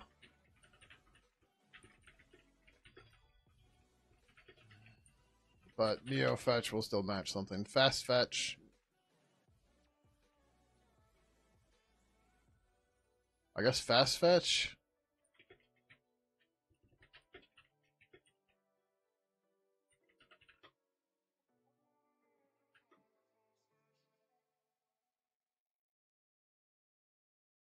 Yeah, I still have it installed. Okay, right. So Reaper 4, this is a Raspberry Pi 5 Model B. Right. How much RAM is on this thing? 8 gigs. So, but this is also a build agent. Right. So this is running Raspbian or or whatever the hell they call it now. Raspberry Pi OS. But then Reaper 01, Reaper 02, and Reaper 03 are mostly just container host. Why do I not have this anywhere? That's not... Right, so if you don't know, if you type hush login, it doesn't show you the message of the day and everything. If you have a file called .hush login on your machine.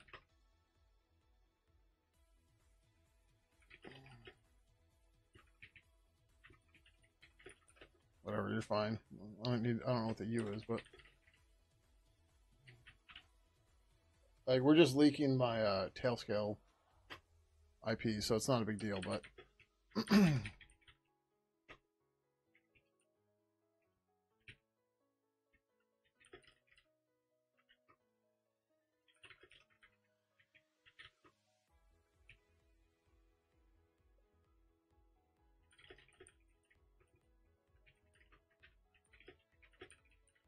The joys of managing too many machines.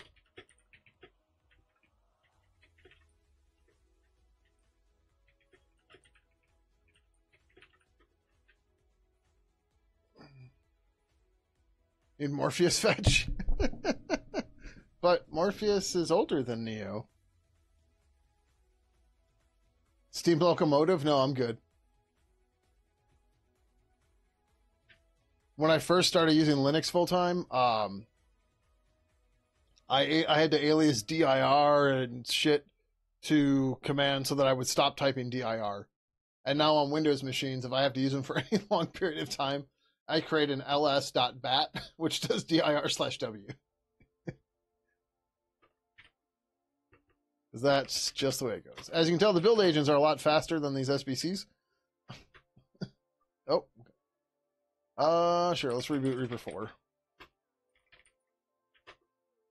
And Reaper 10 is not the fastest thing under the sun. Reaper 5 is FreeBSD.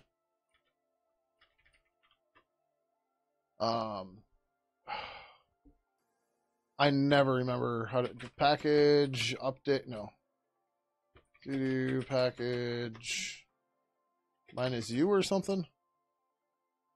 God, I never remember how to do this. FreeBSD update. First of all, I don't know if we have a new OS version because I haven't done FreeBSD in a while. 14.3, this should be up to date. But this is like... You have to watch and download all the packages entire repo with your 512 DSL? Yikes. FreeBSD update. Oh, I have to say fetch. Yep.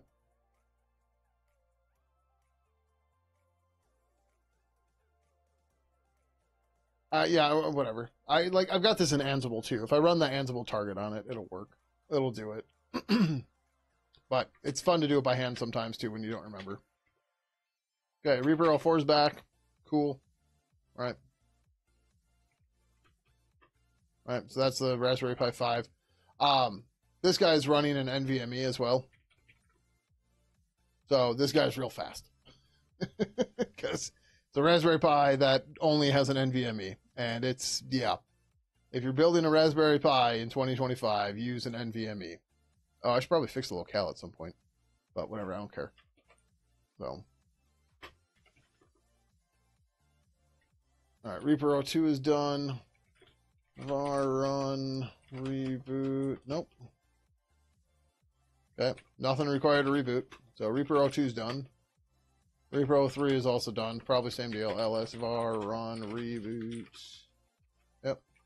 So Debian will create a file, or apt will create a file called var run reboot required. And if that file exists, it means some package updated that you need to reboot to finish. There's also a reboot required.pkgs file that tells you what package it was that updated. That wants a reboot.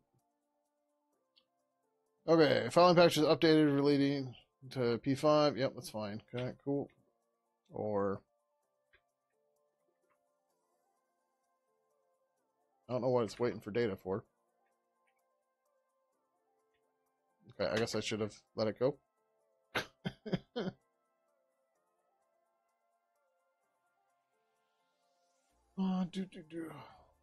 ISP was not annoying. What else? Saw AMD variants of the laptops. You'd use OpenBSD or FreeBSD on your laptop. Can afford to buy a laptop without the 3-year interest-free payment plans operator gets. Yeah, you know, like I said, you do with what you can, or you try to find a deal for somebody trying to get rid of stuff. That's, you know, sucks, but it's the way it goes.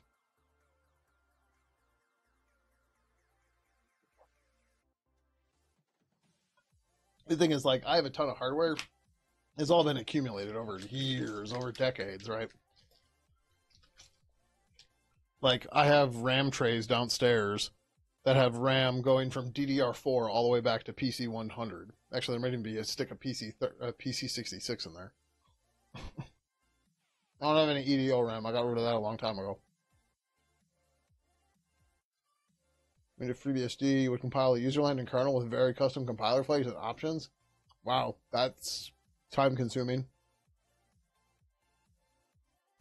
Any more compile flags until we're not boot anymore? Or no? You might have some EDO still, geez. Survived your move?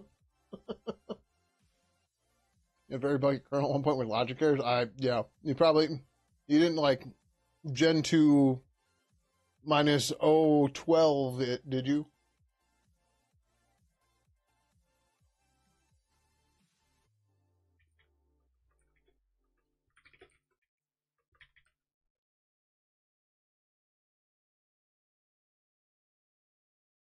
Mm-hmm.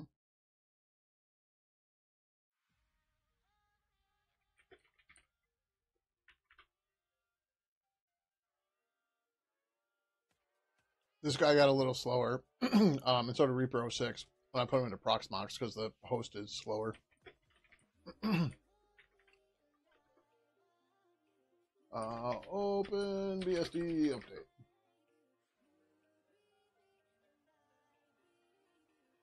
But yeah, these guys are just virtual machines. So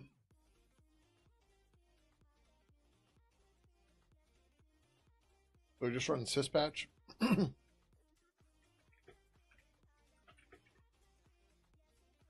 Yes, I still use sudo on OpenBSD. Sue me.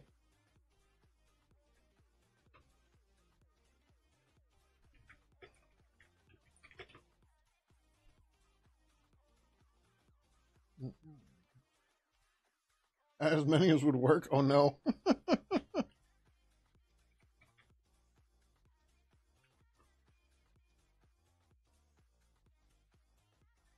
Getting GStreamer updated, NSS, NPR, SQLite 3. Ooh, sudo is getting updated.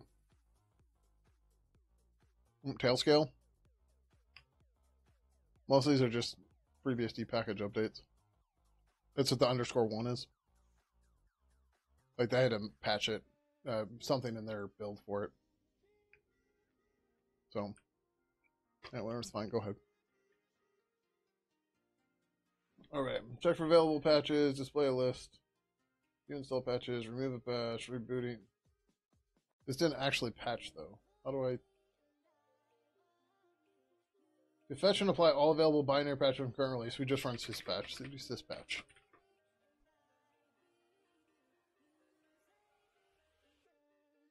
You same with your Godot builds? Ah. Yeah, that'll do it. Okay.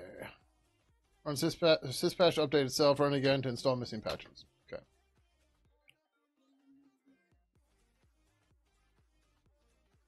This guy's finally done. Var run, reboot. Nope. Okay. So Reaper 10 is good. Packages are updated. FreeBSD is good to go. Woo!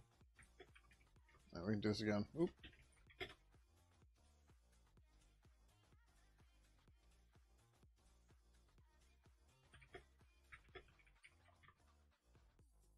Okay. Reaper 05 is good. Reaper 06 is almost there. Reaper 7 is Windows, I think. Reaper 8 is Mac. No. 8 is going... No. Reaper 9 is supposed to be Haiku. I should update Haiku. It's been a minute since I've done that.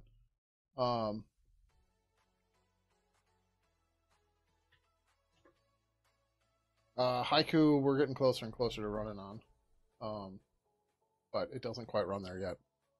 All right, that was syspatch, and then I'm supposed to run like package add -u or something. Oh, reboot.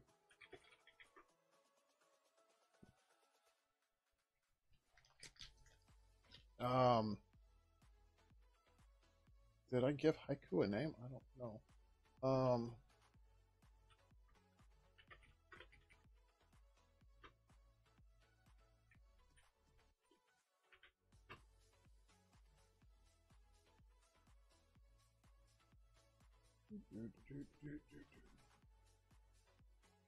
I suppose we can just do this. All right, are we muted? No, we're not muted.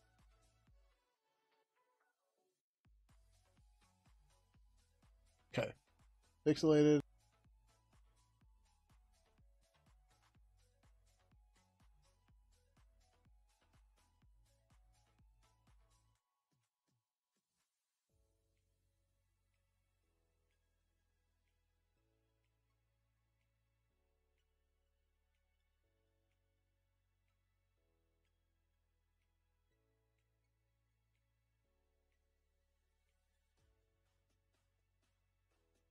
Okay.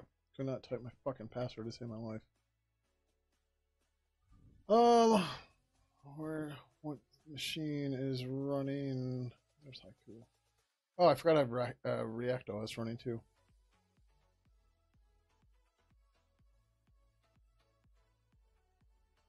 Okay. Oh, does anybody else have this problem with Proxmox? This problem?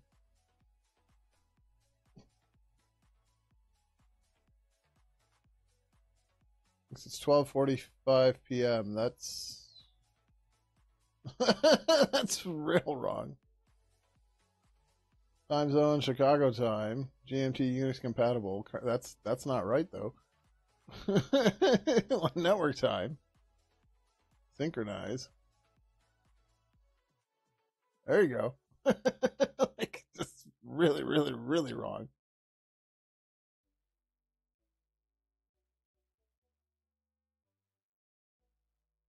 Okay, I don't know why I can't select DM or DST at all. Okay, whatever, it's fine. All right, Haiku. Welcome to Haiku.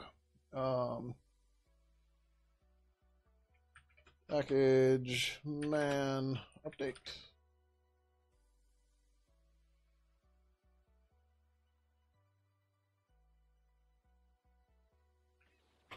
I could have used repo tool to do this too.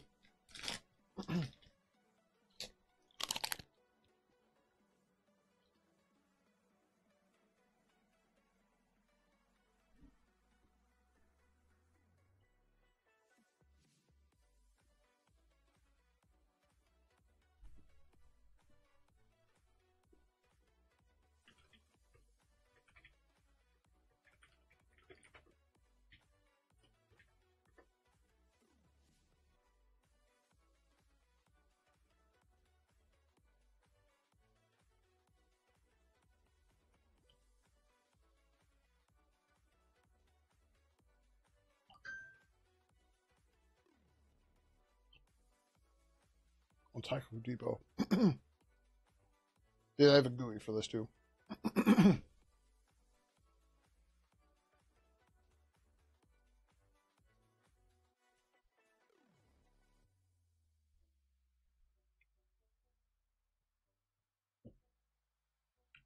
don't know why this is taking so long. Oh, right.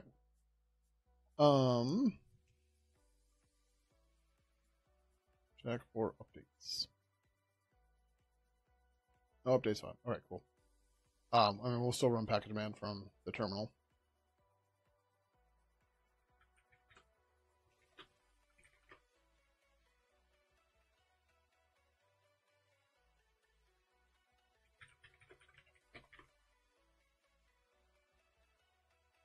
Oh, is it just update? I thought it was okay. Whatever.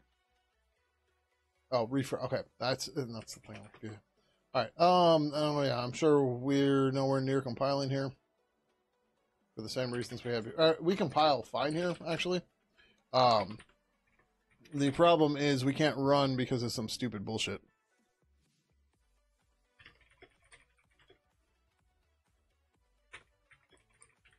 I'll just...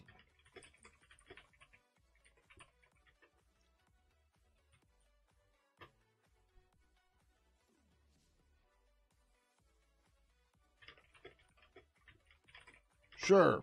All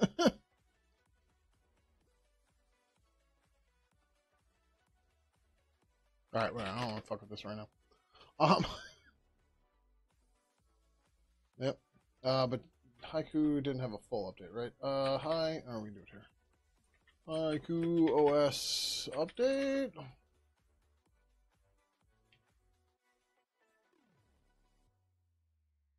they're not real clear on what's what here. So yeah, so this still says R1 beta 5, which is what I should be running on beta 5. So okay. Package add -u.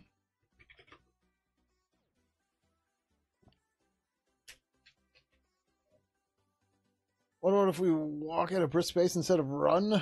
Yeah, you mean a jog? But instead of walking or running, what if we pranced?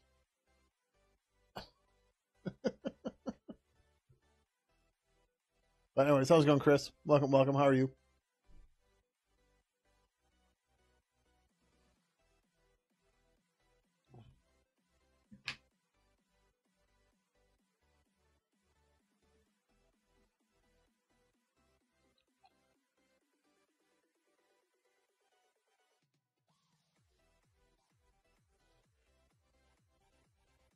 We shouldn't have JDK 11 anymore.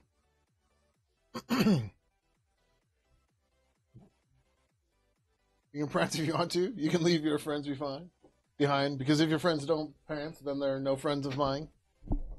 We can prance. We can prance.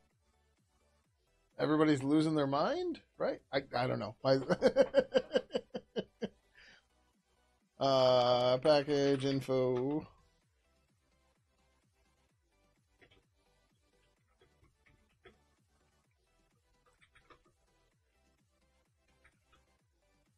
Package delete. JDK 11. That might be enough.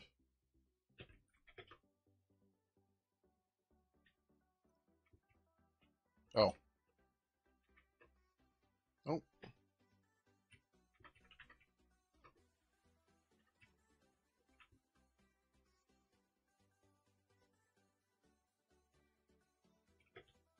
Where the fuck is man.conf? I don't know.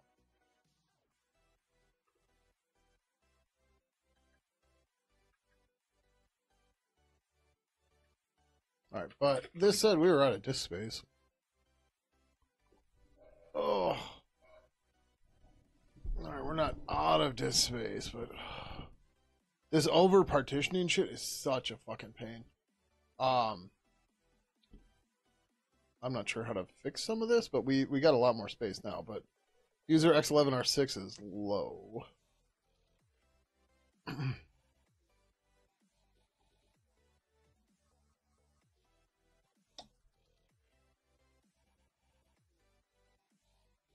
Var log's not a problem.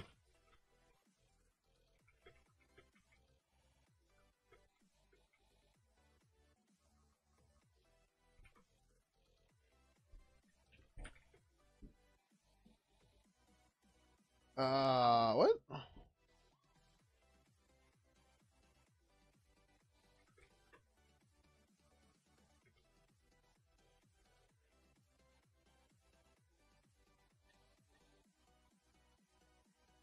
This didn't traverse into shit. We're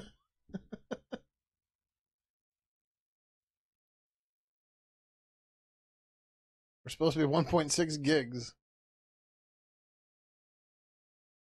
used under user. I don't see it.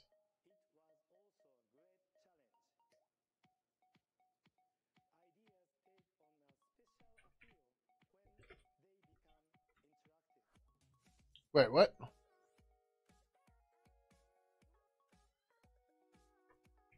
Right, okay.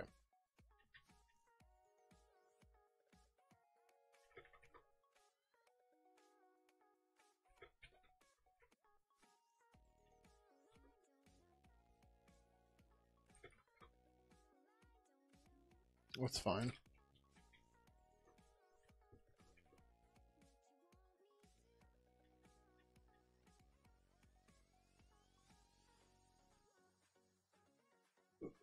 How big is this disc? Yeah, I'm like, I don't think we have LSBLK here. I don't remember how to check drive sizes under OpenBSD. So, yeah.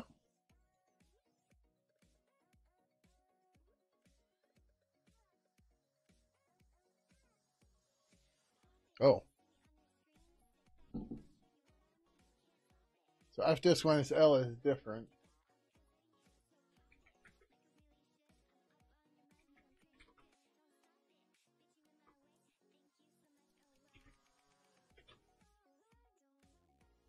Oh, these are disk slices too, aren't they? I don't remember. Slices, I don't know. I never learned them. So they don't know how they work.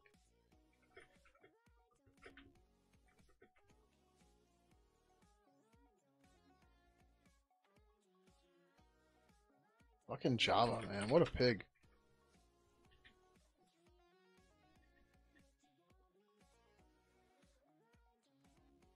But you just told me. Oh, no, it's 383. Never mind. I thought it said 600 something. So I'm like, excuse me. What are you talking about?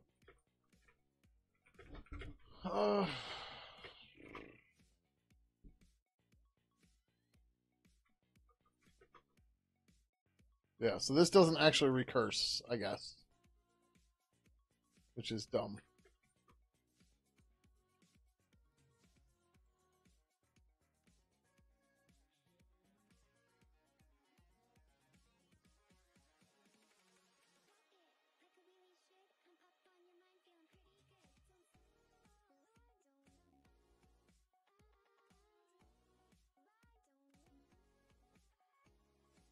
Okay, the song's gotta go. Oh my god, I'm like, what am I listening to? Alright, I don't know. Alright, either way, that seems fine. Back, cd package add minus u.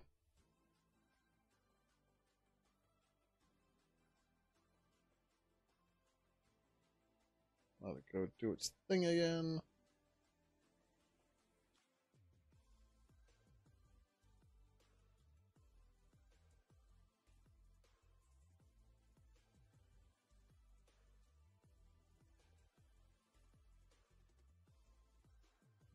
Okay.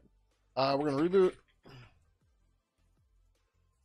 And then for whatever reason the TeamCity agent doesn't restart on boot. I haven't figured out why, so I have to do it there. You just did a capture the flag event, and one of the challenges had a Darks repository that you had to revert to get credentials. Nice. Glad to see people realize that there are other version control tools out there. Because it's so annoying. It was like, what do you mean there's something other than Git? And you're just like, dude, killing me here, man.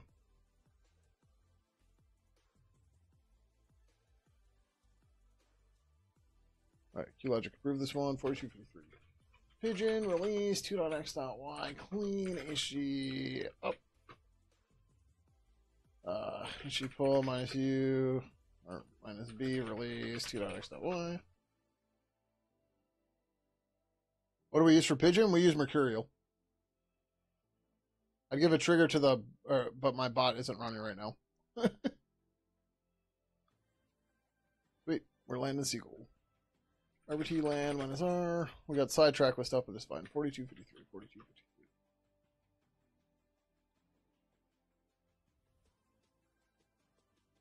4253. Make S minus J12.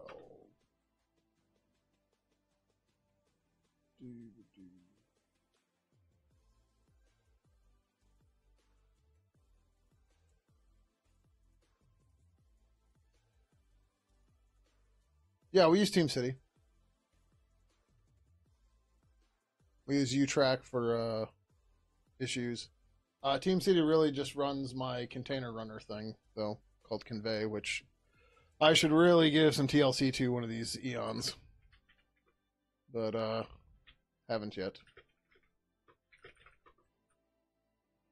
Shit. God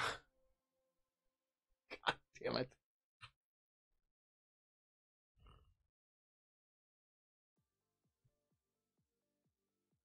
I was supposed to submit this as him, but it's already public now, so I can't actually easily do it. You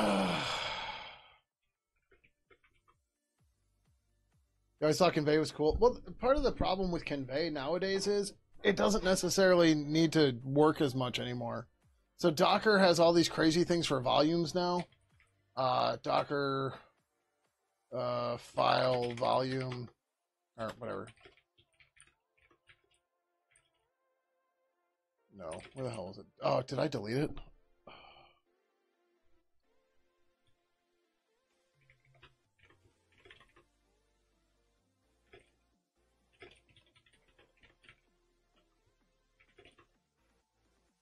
I must have deleted it. All right, go back to the... So, like, in theory, you can do a lot of this. Like, one of the reasons Convey needed to exist was because there was no way to, like,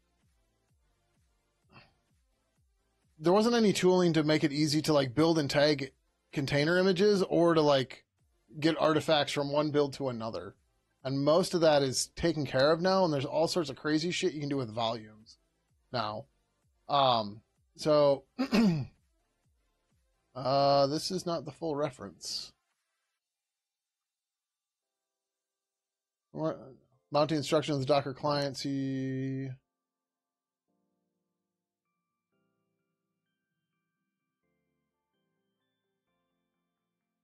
Named anonymous volumes.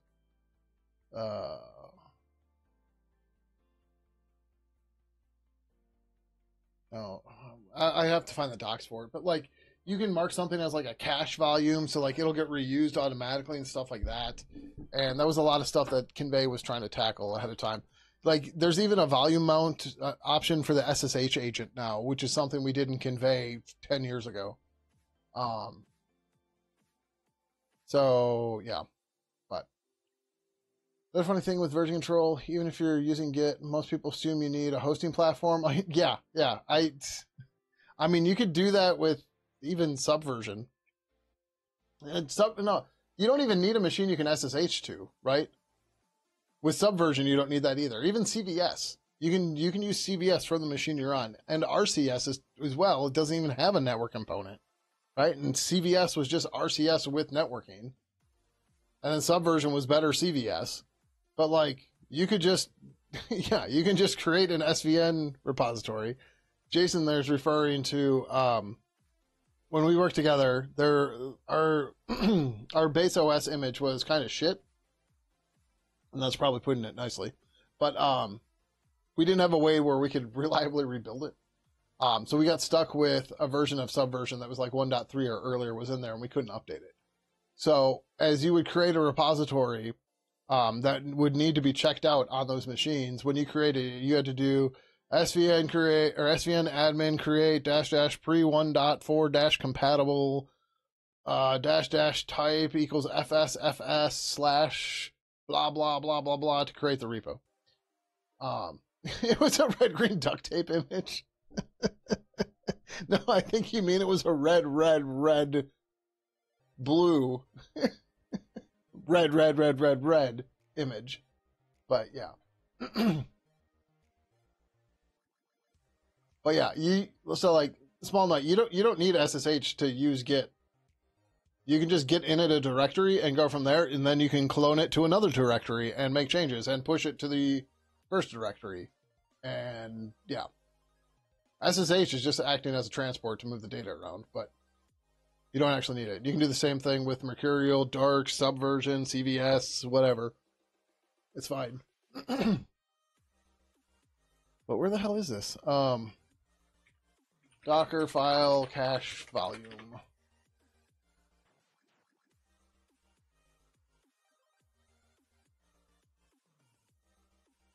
Keep the context small. Use bind mounts.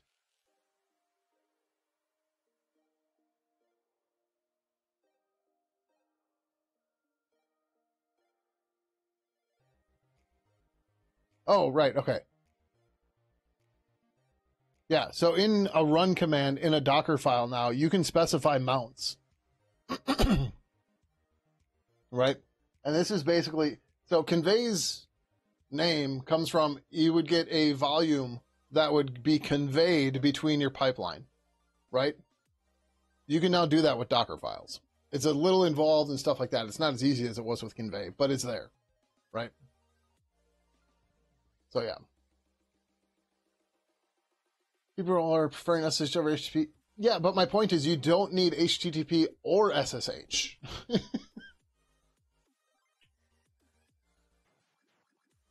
Like, here.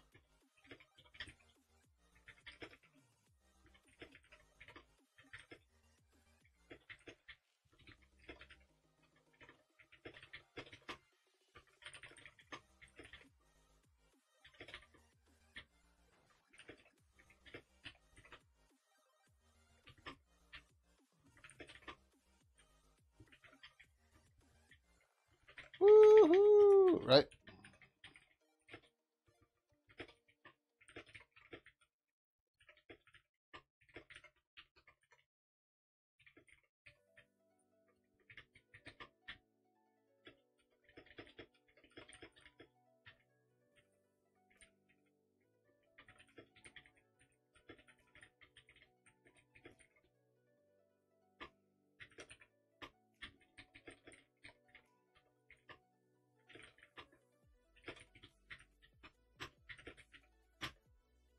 See? I created the repo from here. I cloned it to another directory. I added a file. I pushed it. And in this one, my working copy is still on the first commit, but I have the new commit.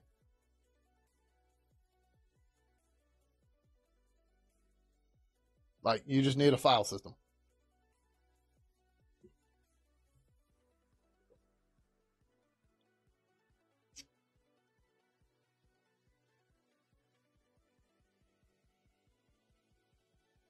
Chris, that's what I was saying. Like, I'm not saying this is a mercurial feature. This is I said even all the way back to CVS. It'll do this. And shit, you can do it with RCS too. Right? Like that's how RCS works.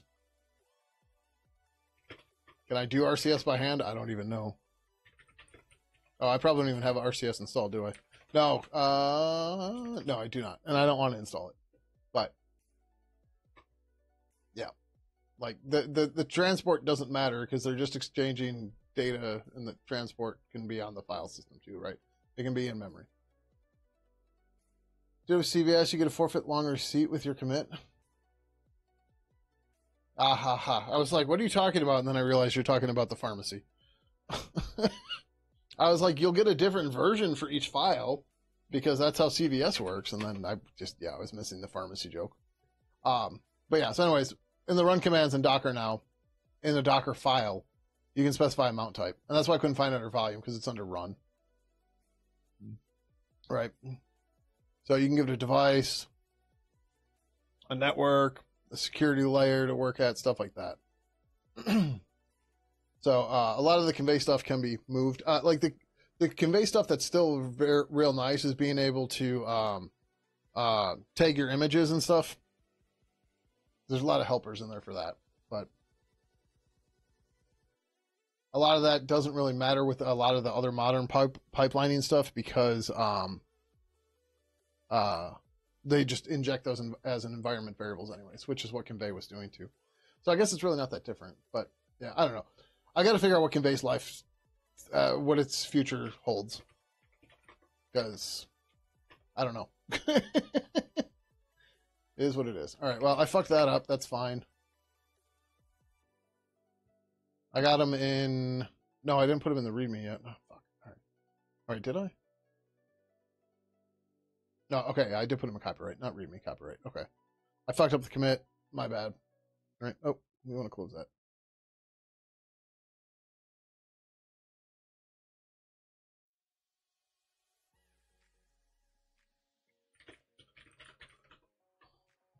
Issue pull.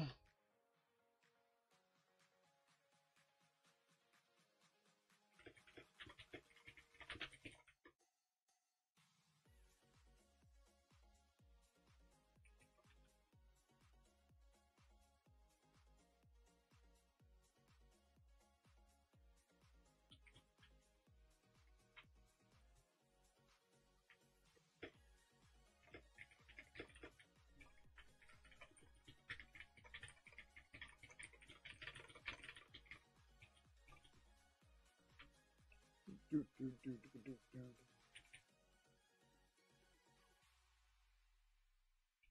really got to finish 2.15.3 or 2.15.0. The stuff that's remaining is the Windows directory packaging stuff, which isn't even that hard. I just don't want to deal with it. The bigger issue is um, we need to mirror all the files. And maybe that's just dumping it and putting it on my NAS and make sure it syncs to Reckonaros. That might be good enough for now. And then we can figure out a better hosting solution for it later. The whole point is so we have a backup so we can reproduce it. Because we don't have that right now. Oh, I wanted to go back there. Release 2.x.y, HLG minus B, release 2.x.y. Oh yeah, that's. I don't need the V. No, I need. I need to get rid of the thing so I can find my stupid commit. There we go. Room minus R 2.x.y, C type minus S, release 2.x.y. Okay, there we go. Seagull clean, HE pull minus U, CD build, HE up dot fault, RBT land minus R, 4257.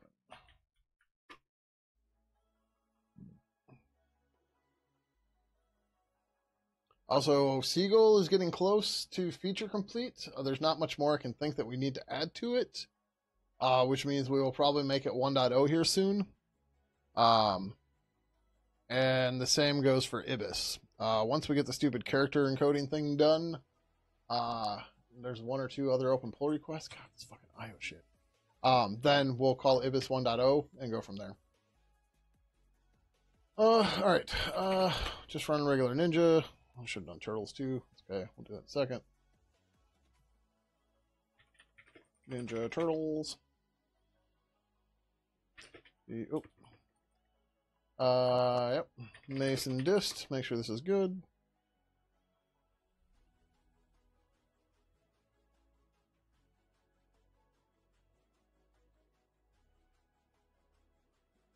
Okay.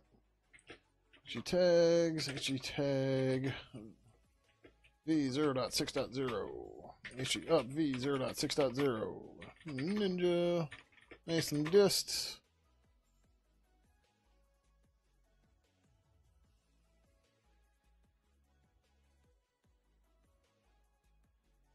Okay, we've got tar balls.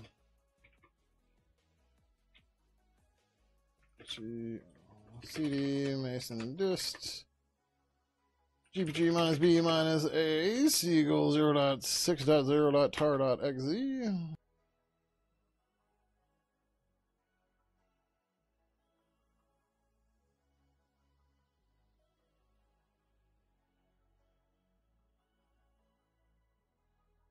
There we go. Second time's the charm.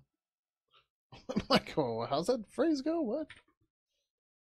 S copy Seagull 0.6.0 star to frs.sf.net /home/frs/project/pigeon/seagull /0.6.0. Let's make sure that's the right path. /project/pigeon/seagull files. Okay, just lowercase 060.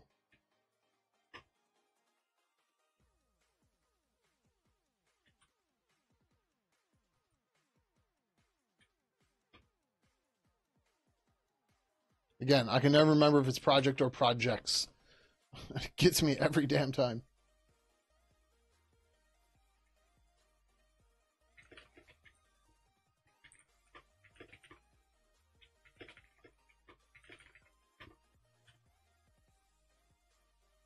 No, we can leave that open for a second. Come back here. Completed.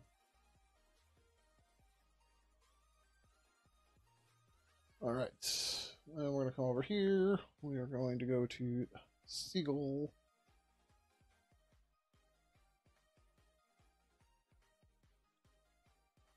There it is. I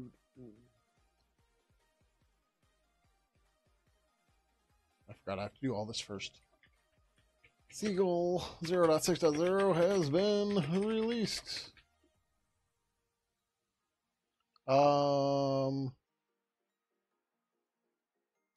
Does this get published? I don't know if this might get published.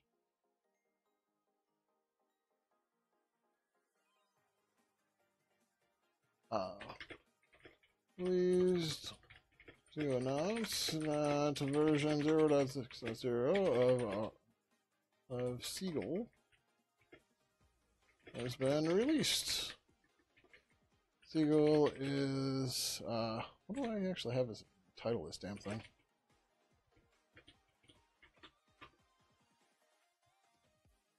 Is our SQLite helper library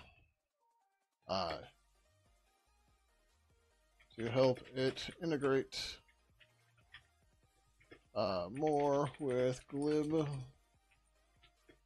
and G-object-based applications.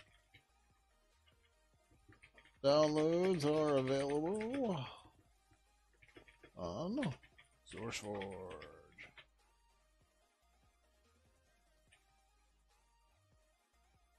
It's gonna update yet? Oh, I'm not logged in. I'm like, why can't I see anything yet?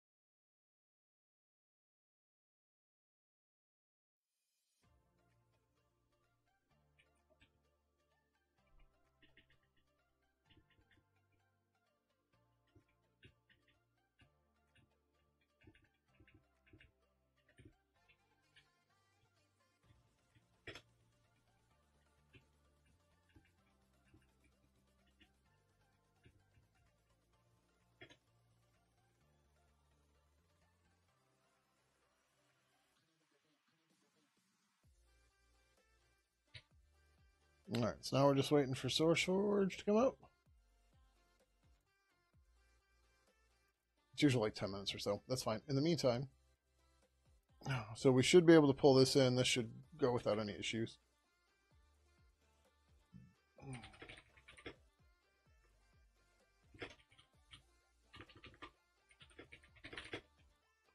4258.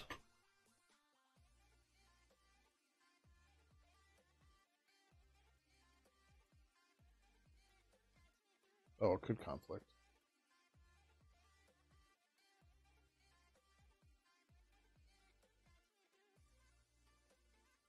Yeah. I just need to rebase and fix the conflict. Oh, I didn't push though.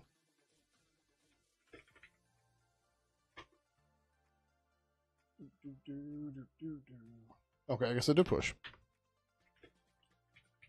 CVS, the pharmacy, Lamo.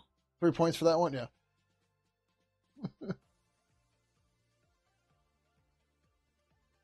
Not too far behind on that. 11 minutes, but a bit. No one's getting this low latency Patreon action, though. What's going on?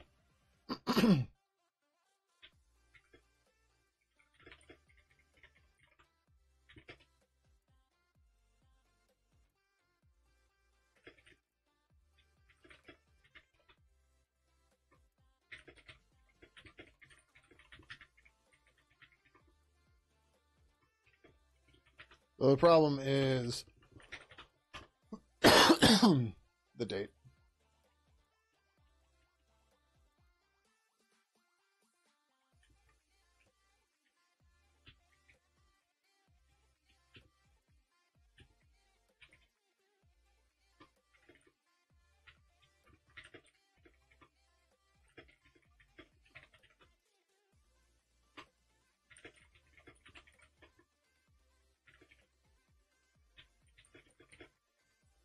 What was it? 4258.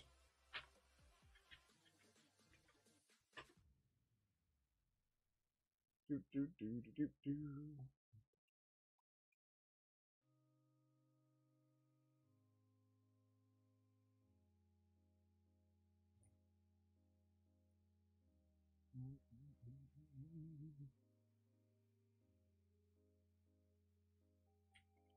Rebased and addressed conflict.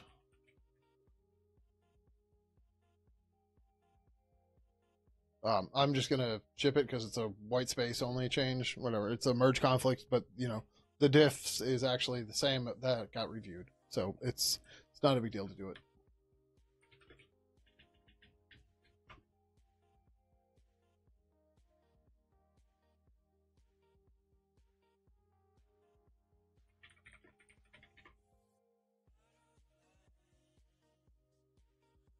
Could have just run Mason dist. It's fine.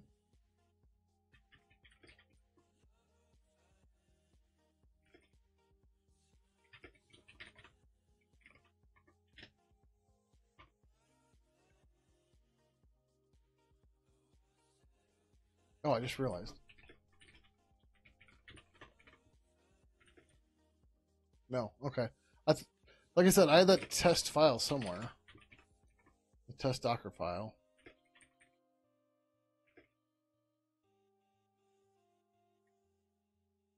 Okay, I don't know where the hell it was. All right.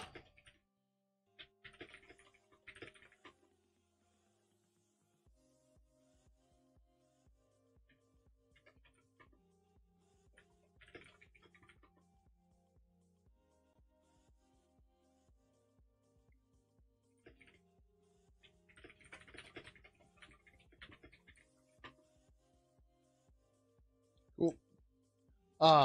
Yeah. So there's lots of goodness in this Seagull release, which if this is here, we can publish the thing.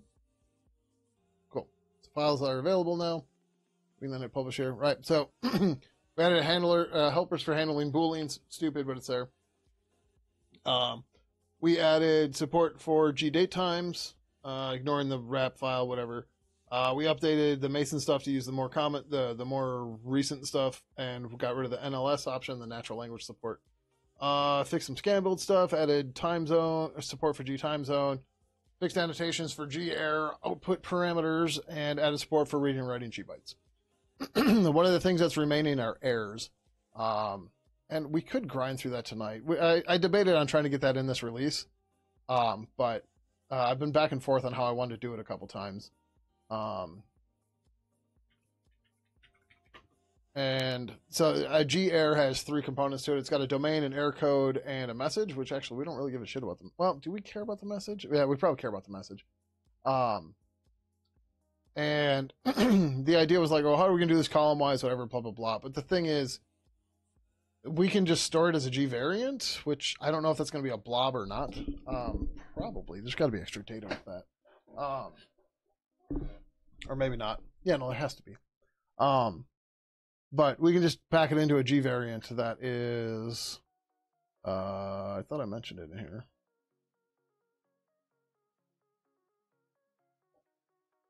Yeah, so it's string, int, string, G variant.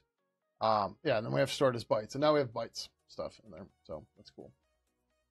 So, you know, it's a way to go. It actually wouldn't be too hard to do. We've got unit tests and stuff already built for it and everything, but I don't really want to grind through it tonight because it's almost midnight already. But yeah, so all right, Seagull's there. Oh, I was going to check. Okay, yeah, so this will get published via ActivityPub because it's under a release or whatever I tagged it with. Yeah. Seagull's such a fun name for the library. Thank you. Yeah. It's taken me a while to come up with something. It's like, well, Seagull is kind of like SQL, right?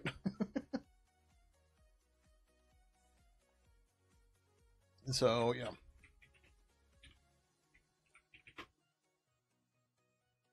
Okay. Oh, this is still 06 dev. It didn't build yet, apparently. Why did you not build yet? Oh, we didn't restart Reaper 6 yet.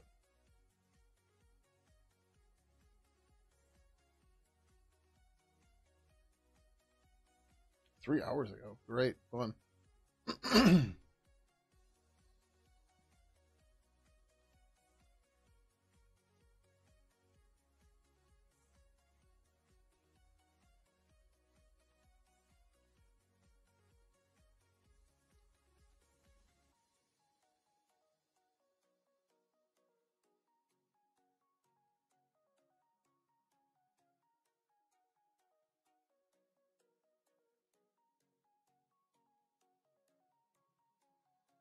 failed to start.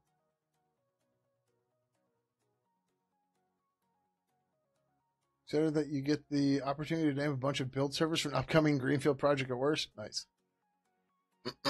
What the fuck is this about? Is Team City fucked up?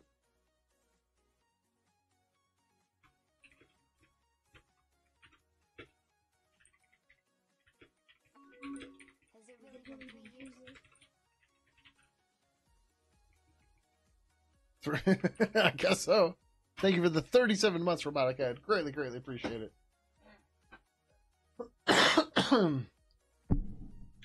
When in doubt, just restart the CI stuff.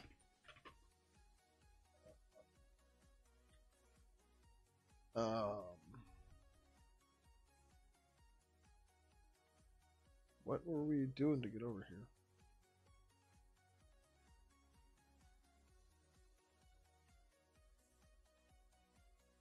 Oh, we needed to go back to Reaper 06 and say sudo etc rc.d team city agent start. I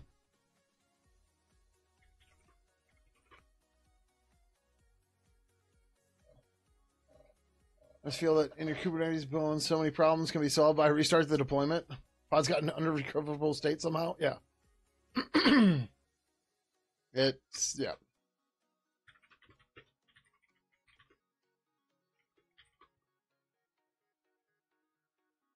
They look okay. Although, why the fuck did Postgres restart 13 days ago?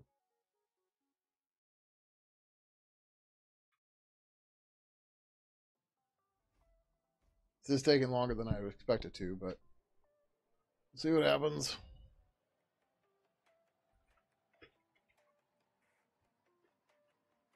Okay. I was about to do a describe pod on it.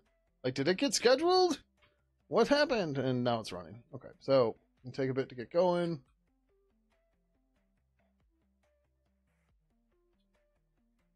Server's unavailable. I know, because I just restarted it.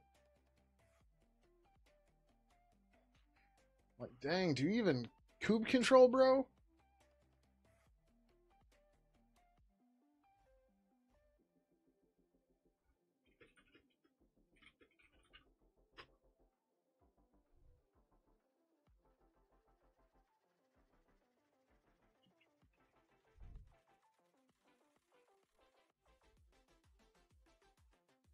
Yeah, it's a little high. We don't prune messages or anything right now. So, like, in my Pigeon 3 instance, in the Debian room, I have 3,480 unread messages. In GTK, I have 1,711. In Libera, I have 4,170. In Haiku, I have 3,601. And in Blastwave, I have 1,296. So, we're still sitting at only 428 megs resident with that many messages that are just there and not pruned, right? Ideally, it should be like, once you get past like 300, save them to disk or whatever, and then load them back in when you need them. And like, that's not happening right now. It's like we're 2.5 gigs virtual, but only 500 megs resident. You also did your Azure administration exam recently for work. They asked a question about Kate's HPA and installing metric server, which is interesting because most people use managed Kubernetes on cloud, get it pre-installed, but usually you have to install it yourself. Yeah, I never understood why the metric server isn't there by default. Like, when they were first putting it together and stuff, sure. But, like, at this point, just fucking install it, man. Oh, there's Paulie. Hi. How low latency? Faster than 11 minutes? Yes, a lot. The colors are definitely more vibrant here than YouTube. The colors of what? And if you're still in Patreon. Sorry, my water bottle was blocking the text. I didn't see you. Corollary to that, what are they? Asset on your AZ-104? Who knows? Oh, man, Team City takes so long. Well, the colors of the video stream are more vibrant? Interesting. Oh. Same monitor and browser? Yeah, I mean, same stream. They're using the same, what do you call it? Encoder. So YouTube's probably just doing something to try to save disk space and bandwidth. But I'm pushing 5 megabit to all 3 services. So blocking the patrons. I'm not blocking anybody on Patreon. My water bottle. Well, actually, I guess it wasn't blocking it. I don't know. I just didn't see it.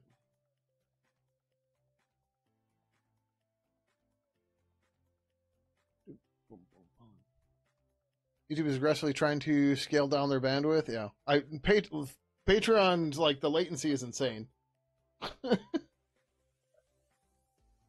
Like absolutely insane. Like when I stop the stream, it'll just be done, and that's it. Like, yeah. So, like the movements are just nuts. YouTube just got my arm moving up. Oh, and now Twitch did. And Patreon was right behind OBS. It's just like, oh, okay. Sure. Gonna remove quality options on mobile soon? Oh no. That's a primary cost, but yeah. If you have an HDR screen, you always have problems on YouTube with it blowing out SDR images on the HDR screen. Huh. Are you going, man? Come on. I want to get the docs updated. Ugh.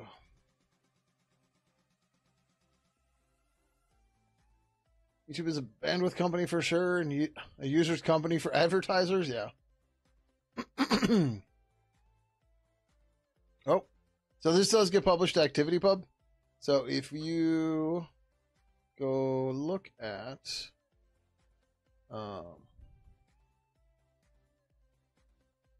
can't oh right, I've got to go here. No, I mean yes, but that's not release. Then I can go to Federation, and then okay, yeah, this just shows you who's here. It doesn't show you who liked it or anything though. But that's just the followers and stuff for ActivityPub.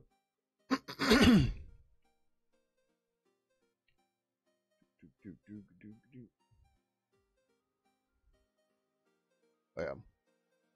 You know how many streaming implementations just do not get HDR is better than SDR correctly? Or you mean HDR to SDR? What are the problems they're having with it? And that's something we might have to tackle at some point, or tell GStreamer to do it somehow. Oh, we're back now. Okay. Let's try this again.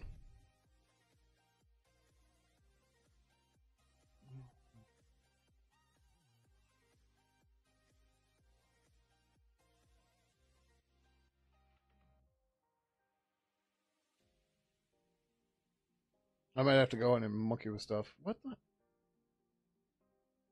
Failed to set executable attribute for custom script. Take me to the whole build results. Like, where is this failing?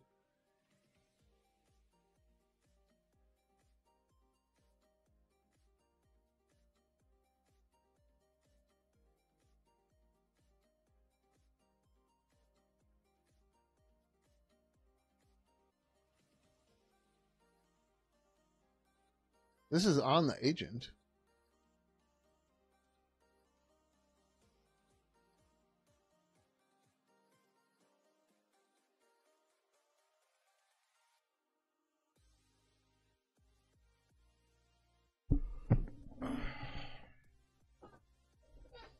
I just updated all the agents. Right? So, where did this try to run?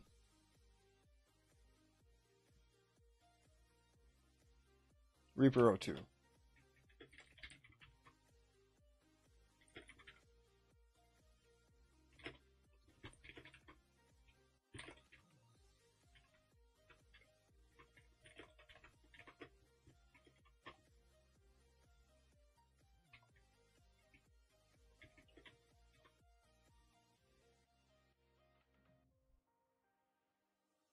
That's all fine. There's plenty of disk space, plenty of RAM, although 12 gigs are in cache. All I know is the problem I have, thousands of people on the Chrome bug for it. It's been there for 6 years, so I think they're trying to fix it. For YouTube? Yeah. What bug in particular, though? Team City TC, CD temp,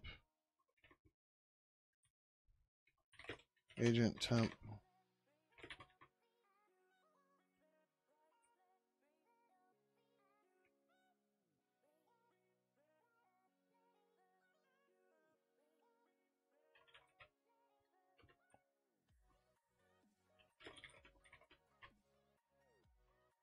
Not SDEV.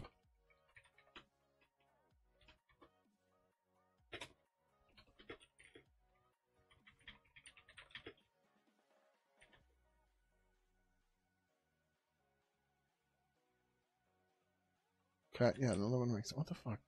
Failed to set executable attribute for custom script, blah, blah, blah.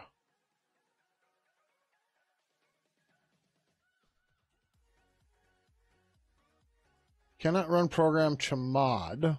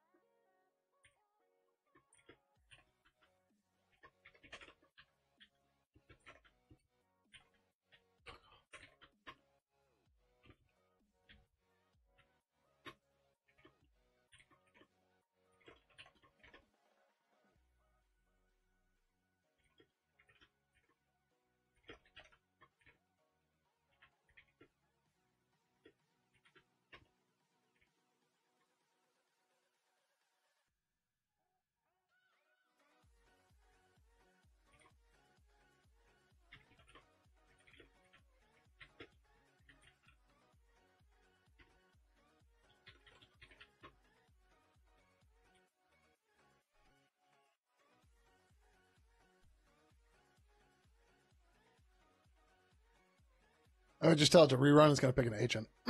So we got to do this way.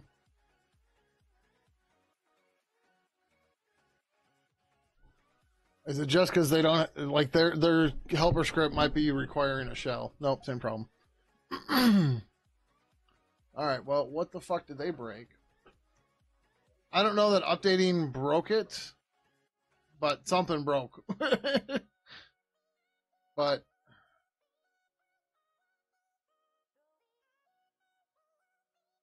yeah, other builds were working fine earlier. But like the Debian update, there shouldn't have been anything that broke it. Shouldn't have been.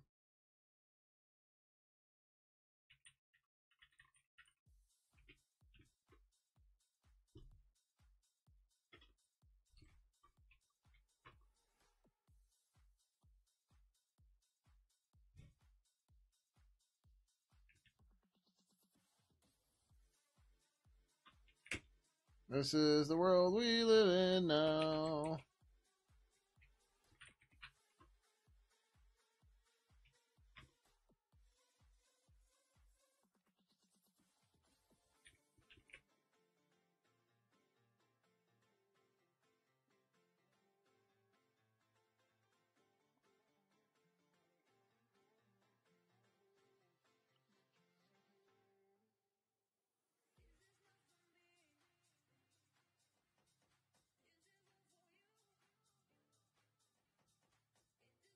Spawn helper, whatever. Maybe something in journal control.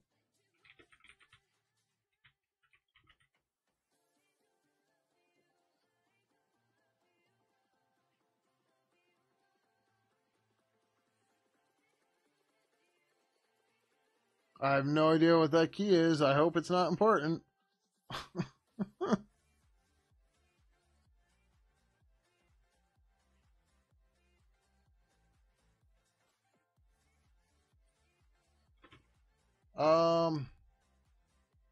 Guess we can check the logs. Maybe the logs and the agent see something more.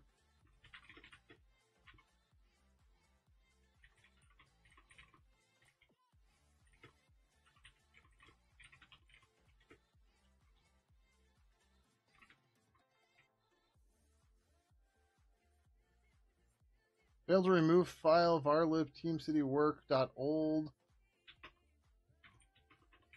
Is there a permission problem?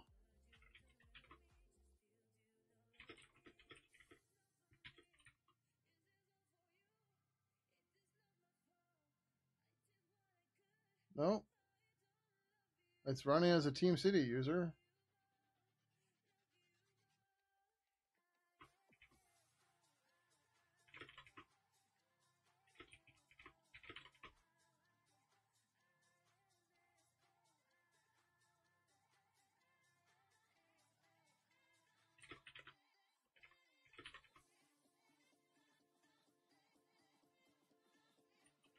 These are all the repositories, right?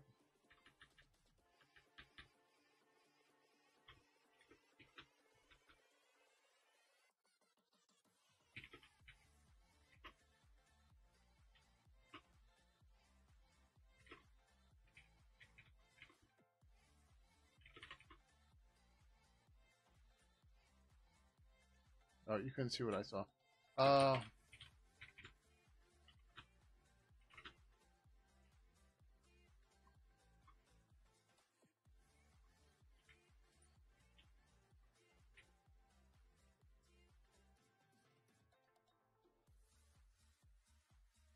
Fail to remove file this.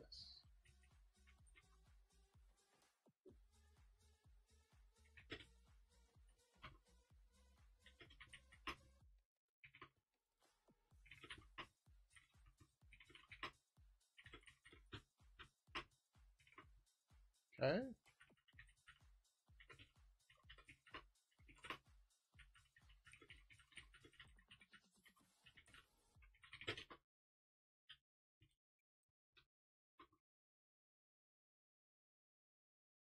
It's not technically just YouTube, it occurs the most of YouTube viewing SDR content on an HDR screen when Windows has auto header enabled, which you basically need for anything HDR, auto HDR. Give you the super oversaturated picture. There's a Chrome flag that fixed it, but then they took the option away from the flag. Oh, of course they did.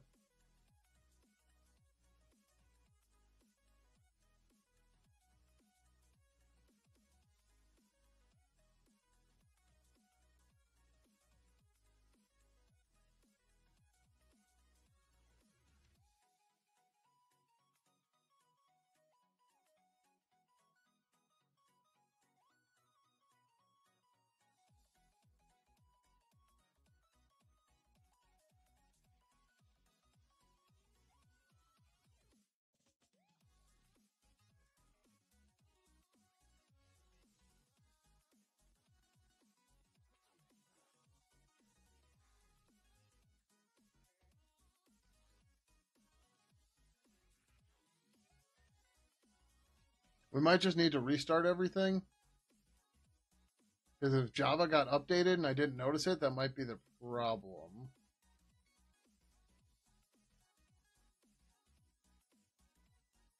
But no, this looks like it started the agent. Oh, no, yeah, this made it past that. Okay, so let's just do this the easier way.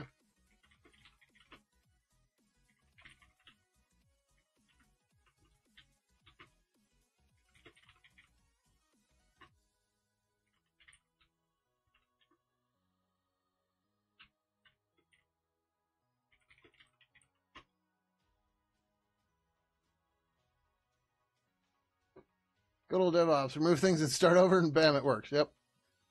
Hello, IT. Have you tried turning it off and on again? Yes. Well, try it again.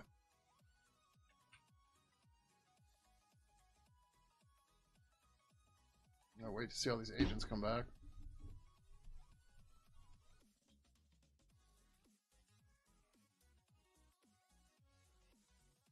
Yeah, so fucking die. Like,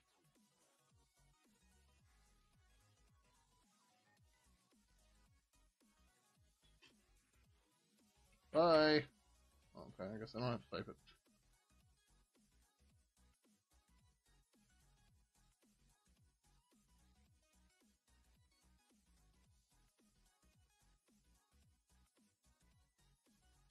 Oh.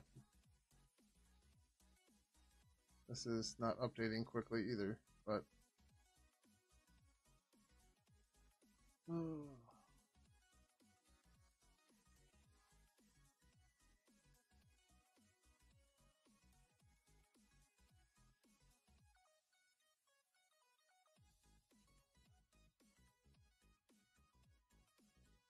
Like, this agent should be gone.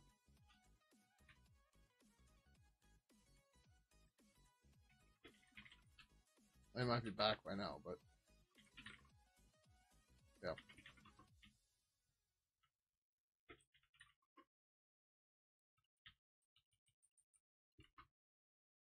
Okay. Oh. Okay. This build finished. The containers will have to roll in a minute here. So we wanted to go to Seagull because that was all fucked up. Like, all of these failed. Well, not all, but a bunch of them did. Fuck off. I hate when tooltips get in the fucking way and won't go away. It drives me nuts.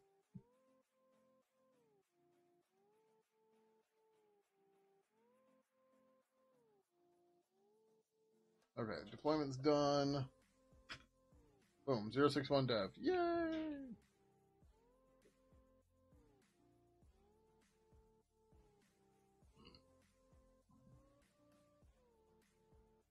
Alright, cool.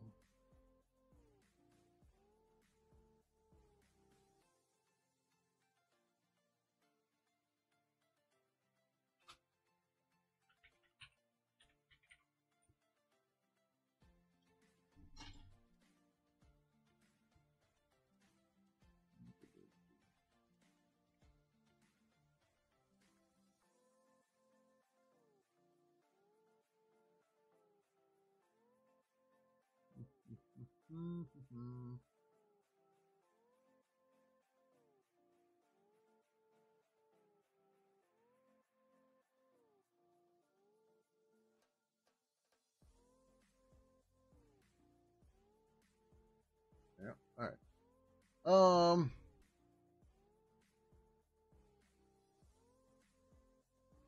Did I miss this one?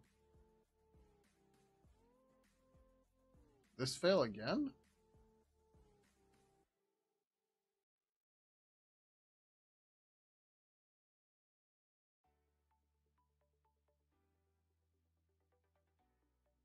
$23.34. No, this was a while ago. I guess I didn't hit run on it.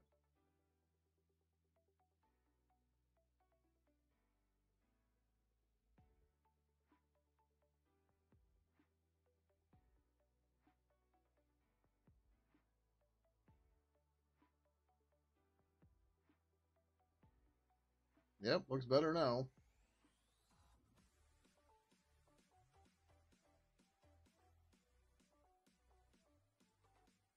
Okay. I don't know why me hitting run didn't work.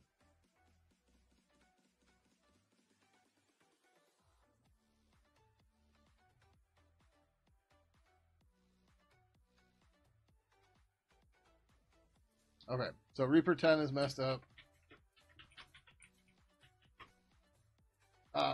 Reaper 10 doesn't have tailscale because the Risk 5 kernel from Vision 5 doesn't have the ton driver, so I can't get tailscale working on it, which is really dumb. I don't know why I didn't just reboot it before, but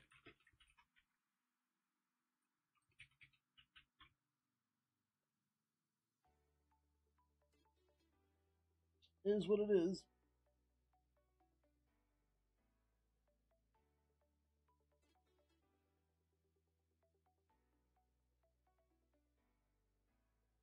We should restart the Mac and Windows host too.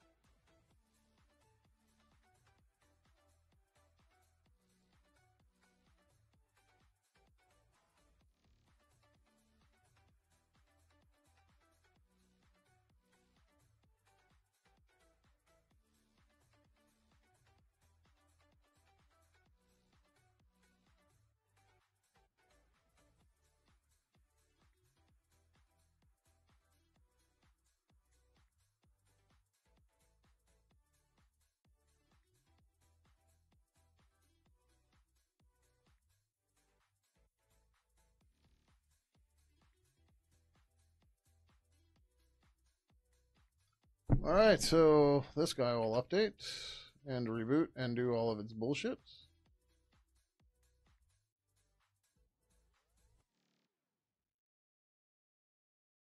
Oh, you should probably update Homebrew on there too.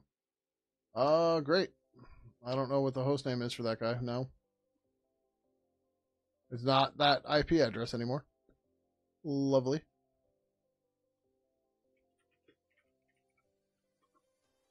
Ah, it isn't Tailscale though.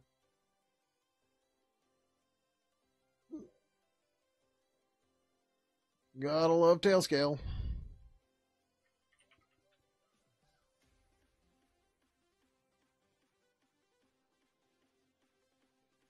Or not. Are you... Oh, oh. Yep, there you go. Sweet!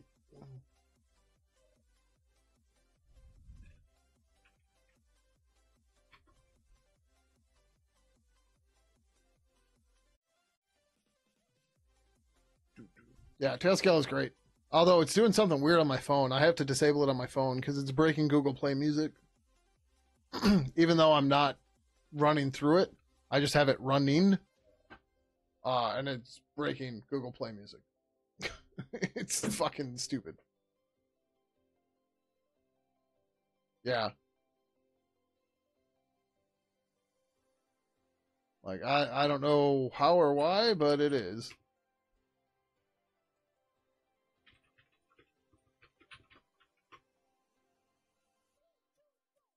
Like, it won't actually start playing songs. It gets stuck. But like Google Play Music, or sorry, it's not Google Play Music, YouTube Music.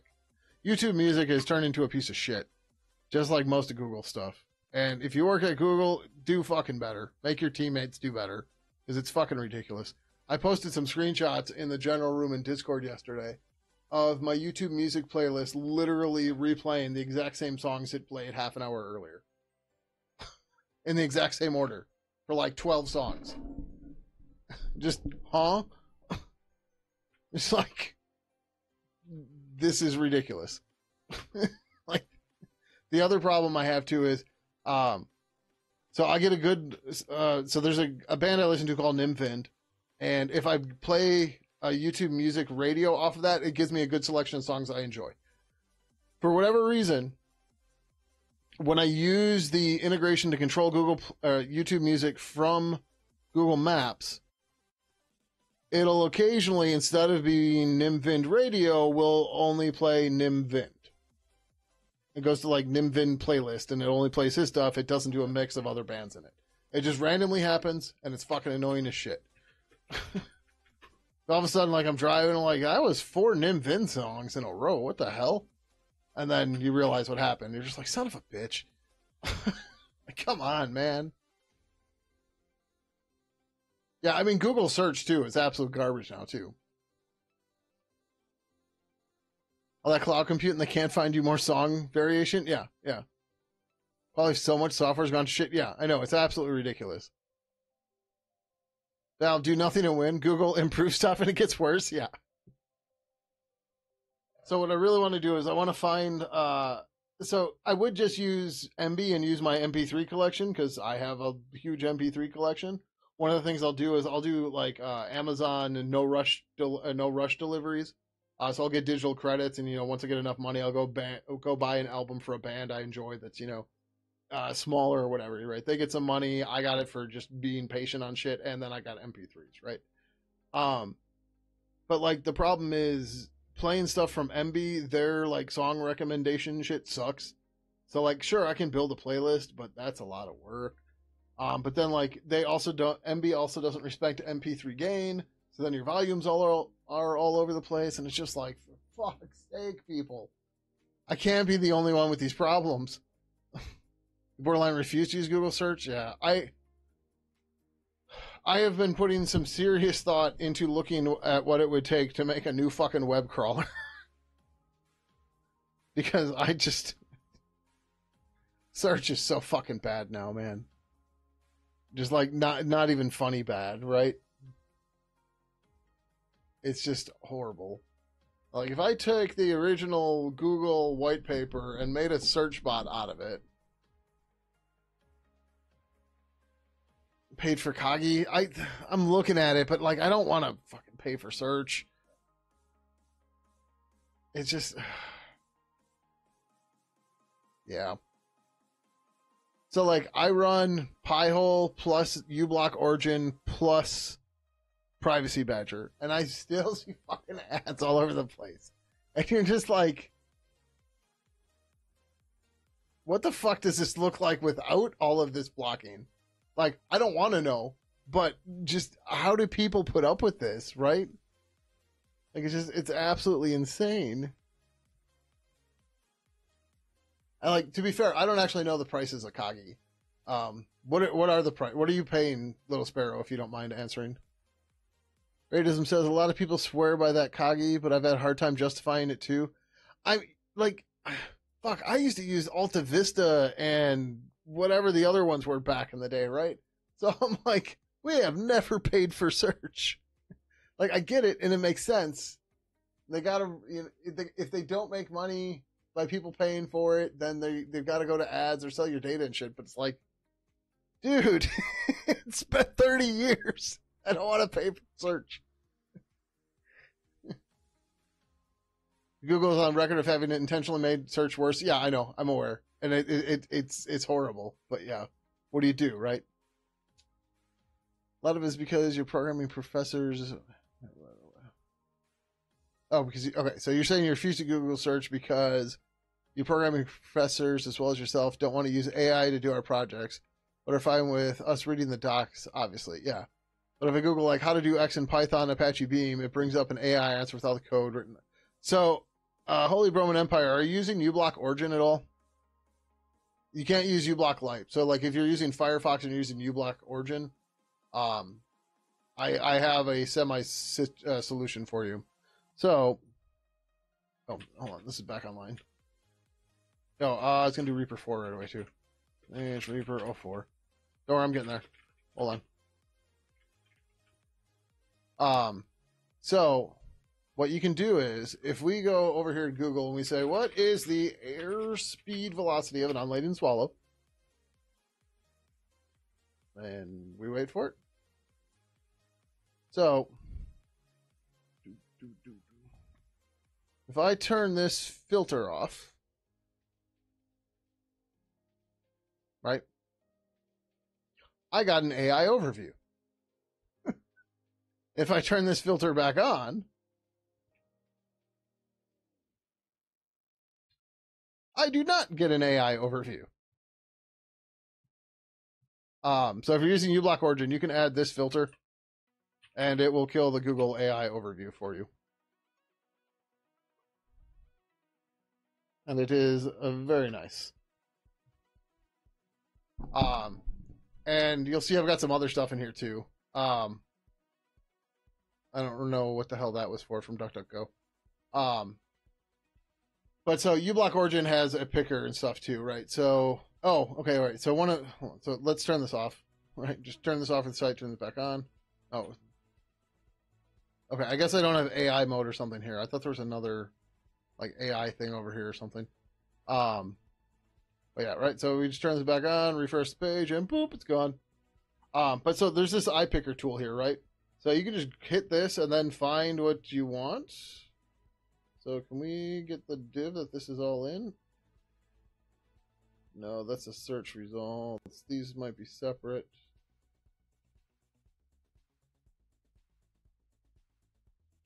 Yeah, okay, so that's the whole search results. All right, so anyways, if we can't do it that way, right, let's do this. Inspect element. We're going to find the videos tag. That's where it says videos.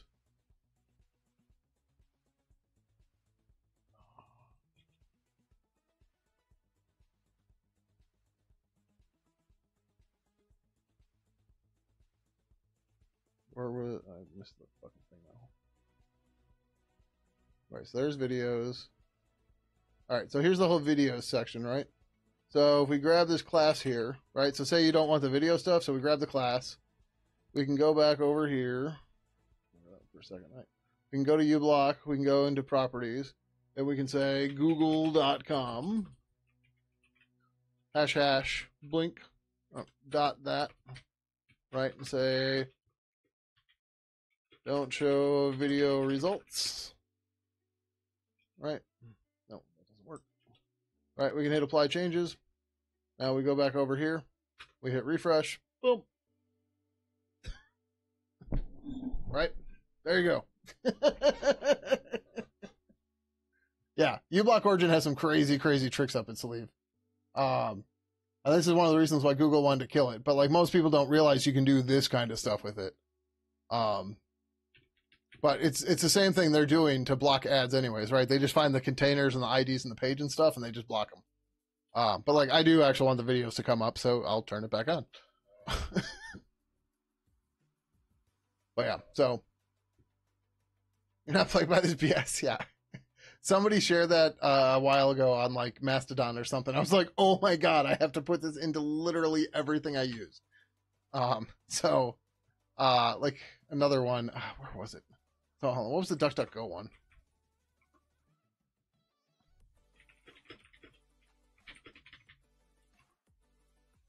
So if we turn this off here. Oh, so that's the AI search assistant here for DuckDuckGo, right? Boom, same deal, right? So the DuckDuckGo one is this guy. This will get rid of the AI assistant on DuckDuckGo.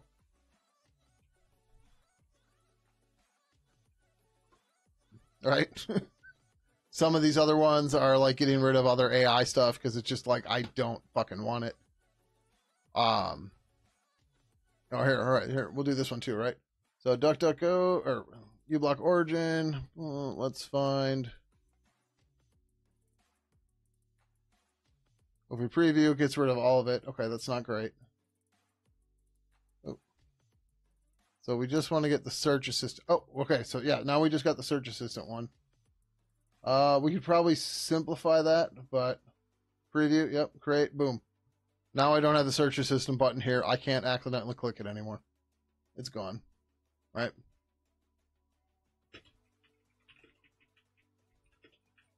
You could probably clean up this filter or something too, but yeah. But if you want it, there you go. Right?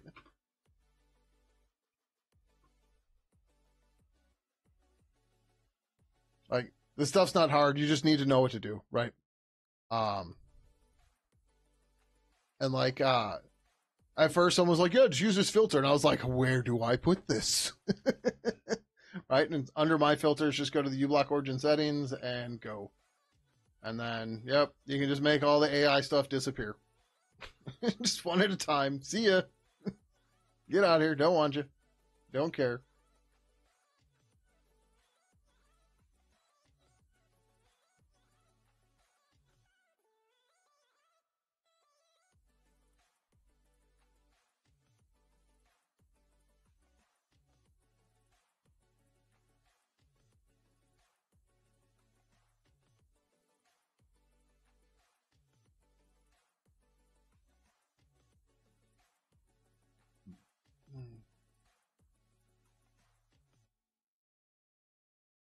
Okay, we definitely seem to be further.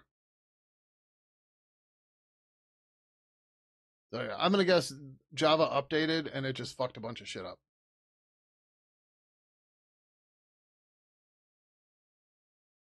Insurance team looking brighter.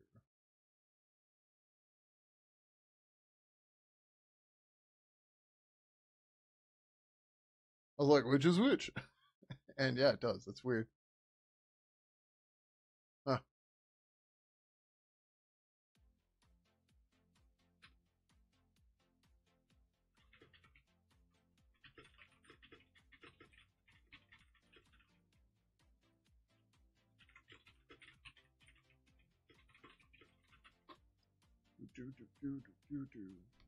All right, cool. Yay, stuff is starting to fucking work again. Yeah, Reaper 07's offline. We're waiting for that jerk. Oh, okay. This finished updating. We will reboot this guy.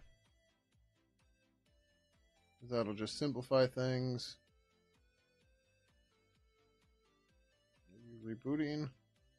I think you did. Yeah.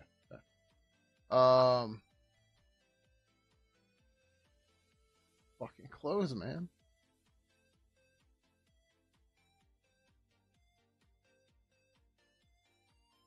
Oh, okay, cool.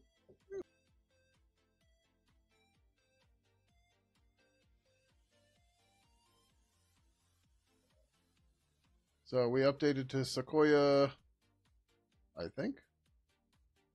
What do we have here now? Tell me there's a command line tools. Okay, yep. Yep. I don't have the Mac set up to auto restart the agents either. Mostly because I haven't figured it out. If anybody knows how to start a process as the user at boot without logging in, let me know.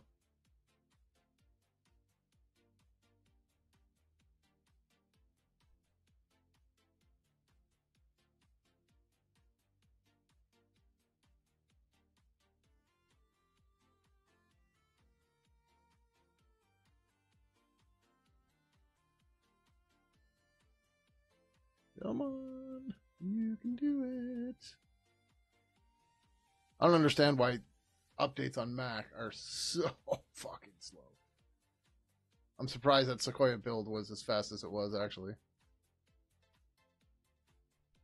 Alright, the Risk V build succeeded. Yay!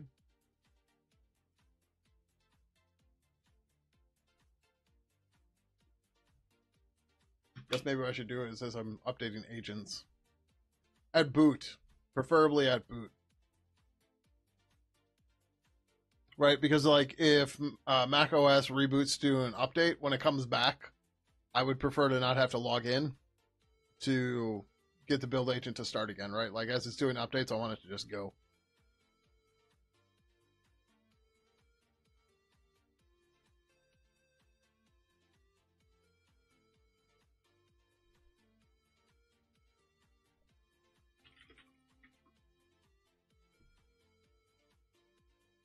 Hey, we're up to date.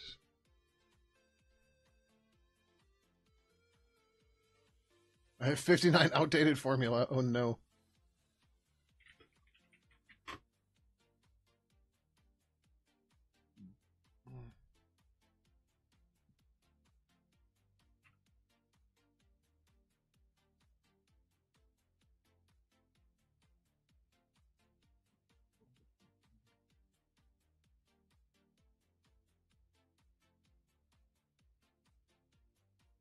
Uh-oh.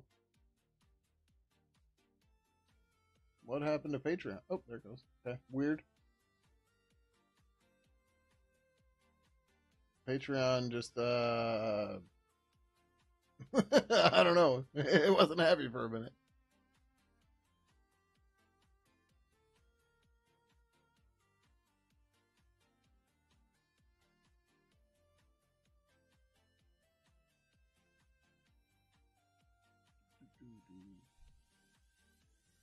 Come on, homebrew. Oh, I scrolled up and didn't even realize it.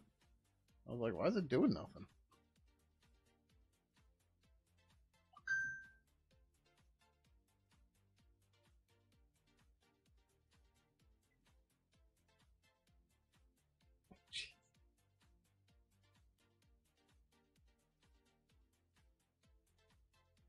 The kittens have been pile sleeping lately.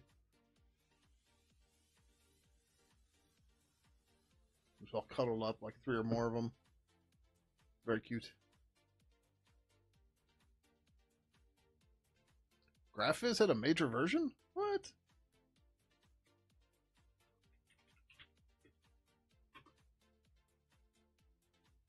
What was new in Graphiz 14?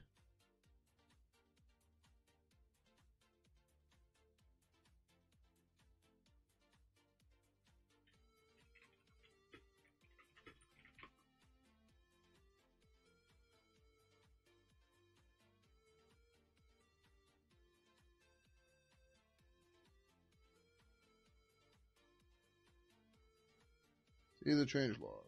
Okay, sure. Internal timing operations. Building graphics with XPAT less than 2 dot. No longer reported on Mingwei. And the CMake build system, other GTK now includes man pages. Oh, interesting. Sucks that they went to CMake, but whatever.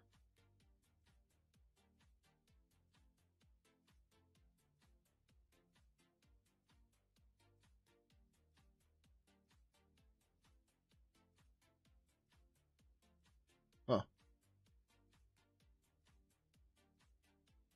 The CMake build system no longer sells SFTP alias when SFTP is disabled. Okay, I missed the alias part at first, but I'm like, yeah, you probably shouldn't install that. All right, so I don't. I guess it's because they had a breaking change. Graph is 9, and then multiple other releases since then. Oh, geez. Huh. All right.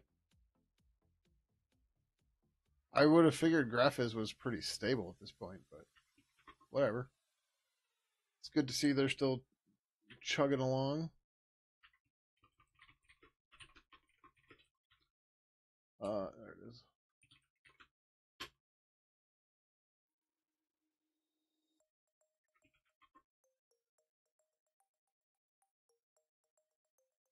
Okay. Reaper 08 should have came back online by now. Yep, cool. And this should be run. Yeah, that's what the thing is that it's running. So Reaper 7 and 8 should be online.